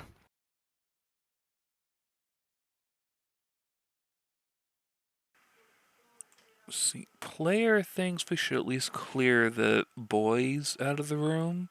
Leave the big two there, it's fine. But that's just player. I don't think Rook would have the herewithal to think about that. There are no boys in this room. They apparently came here earlier to bring the treasure chest, and they're just kind of posted outside, it would seem. Oh, okay, never mind. Touch the orb, no thoughts given. Alright, so, Rook, you walk forward brazenly, put your hand on top of the orb. The sayings, they just vanish, and the orb seems to shine a bright light a little bit, illuminating the entirety of the treasure room. And then the booming voice once again rings inside everyone's heads. Once again, you have completed my every challenge, reaped each and every reward. I congratulate you. You are worthy of inheriting what I have left behind. But are you worthy of living? You filthy vermin! I curse you! You only live and breathe because my brethren are cowards, traitors, lawless animals. I will not be undone before taking you all with me to the grave. There is evil in this world, from every wizened crone to each babbling infant. You're all capable of betrayal if it is convenient to you. If you really think you're worthy of living, complete my last challenge before my curse spells your demise. All those treasures you greedily collected and put your hands onto have been cursed, and every person who touched them will suffer my undying wrath. You have 3 weeks and not a day more left to live. Use them wisely or don't. Waste it all and come meet me in hell. That's the only fitting place for my sons, who betrayed me and their offspring. Might they all be cursed until the end of days. And the room stands silent once again. And when you look around to see each other and how you're doing, you're mostly confused. But when you look back, Pastoron is just horrified, looking at all of you with wide eyes, and then as it seems clear that no more the voice isn't saying anything else, he immediately looks down at his fancy clothes and everything, his jewelry on his fingers and everything else, and he just starts quickly taking it all away. He takes all of his rings and just throws them on the floor, picks out his jacket and just throws it around, and it's like, he, that, that's a joke, right? What's wrong, Hasterin? Don't want to prove your worth to your ancestors? I got. Uh, Well, this is not what was in the letter. It just said that I'd get my inheritance. It just said I'd get money and treasure. This You have letter with you? uh The letter is the same letter that you guys were told about in the beginning. Well, I actually don't clear. have I don't actually have the text for the letter, but it just says like come to my dungeon and inherit my and get my inheritance if you pass my challenges, pretty much. Rook No, was gonna he's do probably some asking for like, rogue shenaniganry to see if there's like hidden ink or something on the paper itself. or detect magic, stuff like that. Or detect magic, because Rook can do that now. Um, to see if there's any sort of like hidden message that wouldn't be picked up right away. Um, he looks at Kieran, and Kieran is like he's just slowly shaking his head. Uh, Hasserin just says, "The letter. You still have it in your documents. Come on, give it to them, please, please, do it." And Kieran just nods very slowly, opens up the brief, sifts through paper, pick the letter, a little bit crumpled, and hand it over to you guys. That should be the letter that my employer has received. Yep. So through some rogue shenaniganry, because rogues like to hide messages all the time, detect magic, all that stuff. I would like to see if there is a hidden message in this letter that uh, isn't in plain sight, either through code or magic. Um, Detect magic just says that this letter is indeed magical, but there is no hidden messages whatsoever in the letter. It's just there's just what there is, as best as you can tell. And you imagine that the magic that this letter had was just some sort of enchantment to make sure that from whatever it was before, it flew and got to Hassaran. Well, clearly your ancestor was lying to you. Yep, letter full of lies. Says plain as day. You get cursed if you do this. And Hassaran doesn't even looks past your lie, Rook, and he's just like, "But why? I never did anything. I don't even know who this guy is. Some Why? people are extremely spiteful. But I've done nothing wrong. Have you? I haven't. I swear, by my mother's honor, I've done nothing wrong. I swear it. I have done nothing wrong." He probably hasn't. He must be just some gullible sap looking to change his fortune. What did the voice said? It said We have 3 weeks for what was it again? 3 to live. weeks to live. Isn't there some solution somewhere? The door. Have you tried the door? What happens now? Rook will look There's no past handle. the sniveling fool and see if there's something up with the door. There is a handle on the door where there wasn't before. Ah, door has handle. Wanna come with? I I I. And you see that Hastron just kind of looks up, is not even sure what to say. I don't know. I I don't know. You got us into this mess. You should probably help get us out. Rook is definitely growing at least darker in expression. And he looks around. Trust. I don't even know. I won't last a second inside the dungeon. I'll die immediately. Nah, not immediately. And the last one was actually harmless. Mostly. Sounds to me like you could come in or stay out here and delay it for 3 weeks. Not really much of a choice, if you ask me. Die now, die later. I know always preferable if you know doom is ahead. Uh, no. There has to be something. You're clearly incompetent. You don't know what you're talking about. I'm going to see priests. I'm going to go everywhere and find the solution to this. You do whatever you want. I'll solve this mess on my own. Wait. I propose amend to contract then.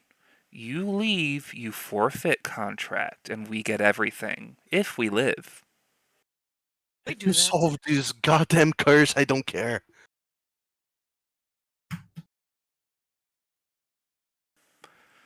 Rook will turn to the lawyer.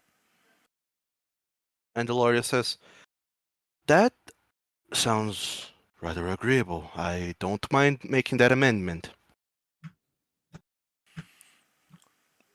Okay. We get everything if we live. And Kieran actually doesn't waste any time. He just picks up uh, a um, a quill, a very different quill from the one he gave you guys to sign the agreement, and he pulls out all of the contracts and he kind of just throws them up in the air, says a few enchantments, and they stay there in the air. And he picks his quill and he starts writing the amendment to one of the contracts, and the same words start appearing all of the other contracts at the same time. And you can easily see this amendment pretty much just says that I, Haster and Haiku, agree to forfeit all of the findings in the dungeon so long as the curse is lifted, whatever it may be. And that my demise does not come within 3 weeks as the nature of this curse. Look good to me. And Rook will prick his finger with his beak and actually sign that particular contract in blood. Heavy metal, I see. This is a more serious contract than Rook has ever had to sign before. Blood is required. All right. So all of you sign your contracts. I assume all of you are signing the contract, right? Yeah. Yep. All right.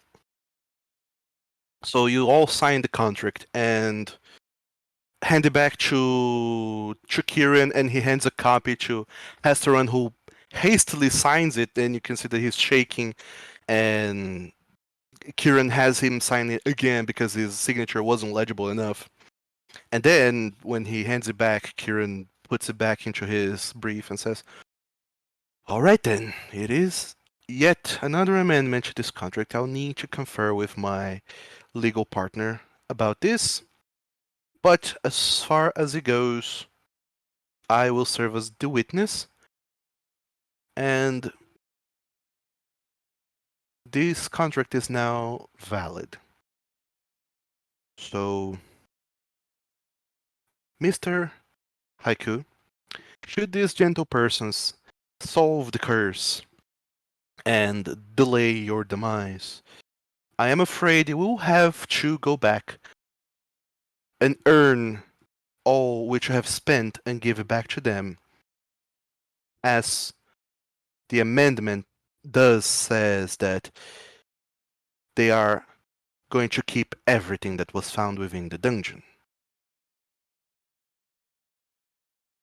And Hesteron is just looking and just nodding like, sure, whatever. I don't care. Just okay. And he just lowers his head, and you can see that he's shaking and trembling. He's just absolutely losing it inside his mind. Eh. So, all of you guys are left with now is a door. We be back later, Haiku. Before Rook goes over to the door, he'll give Haiku's bottom a large smack, the same way Bum Smacker does. God. Oh Lord. Sure. Then to the door. Must All you right. really do that? Kick while down. So, as you go towards the door, um, unbeknownst to you all, Old Spruce, who quantumly was there, he was casting some manner of magic and has more or less identified exactly what the curse seems to be. All of you have permanently doomed one. Doomed reduces the dying value at which you die. So you are all technically permanently at dying one. And it would seem like every week that passes, your doomed value will go up by one. In 3 weeks, it will reach doomed 4, at which point you will have permanently marked all of your dying values, and then you will immediately die. Except if you're muddy, in which case You get 1 extra week, we yeah. get an extra week.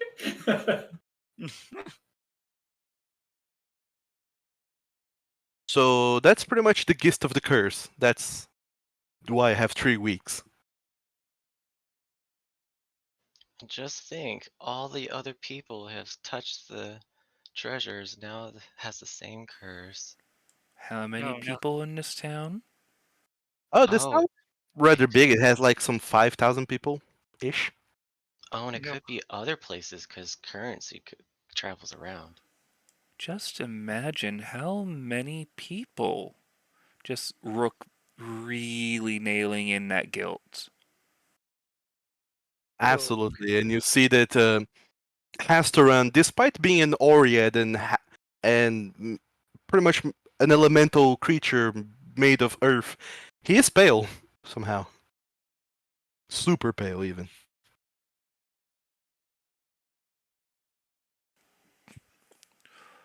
So, we ready? One more door? Yes, I suppose we are. Yes, I suppose we are going to save a lot of people with this. All right. So, as you guys are fully and completely prepared, I imagine, you cross the threshold of the door into something that will get you the next week. Before we cross over there, Muddy looks back at the groveling Hasterin and just says, Hey, you hired us for a job. We'll break this curse within the week. "Weeks, sorry." Please, is all he manages to say. Old Spruce also kind of pipes in saying a bunch of things in Sylvan, and then in common he says, I'll stay here and try to find another way of break the curse. Good speech to you all. Yeah, you too. Despite how prickly the little tree is, Rook is going to give him a hug. Fair enough. You all say your goodbyes and cross the threshold of the door for the next challenge that you're not entirely sure what exactly is going to be up with. So, like I said, starting next week, Old Spruce is not going to be with us, but I think we have like only 1 or 2 more games, or I don't know how fast we're going to do it, but once you solve the curse, then hooray. Yay! You have completed this short adventure. So between now and the next game, which should be next week, do level up. And this is it for tonight. Just imagine if the curse only cures us. No, no. Wouldn't that be a shame? Well, hopefully, if it does cure us, it cures at least the town as well. This haiku person, Yeah, he deserves the curse. But yeah, thank you, Doug, for running this game. It's a blast so far. Well, thank you all for showing up and playing. Yeah, Thank you for letting us join. I'm having to rethink my class choices in other games. Oh boy. Oh, And thank you to whoever may or may not be watching right now. I'm going to send everyone over to Sal, who might be finishing up. What game is he playing? Yakuza Kiwami.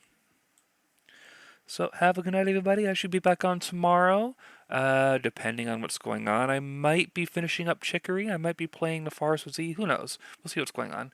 Have a good night, everyone. Goodbye. Bye.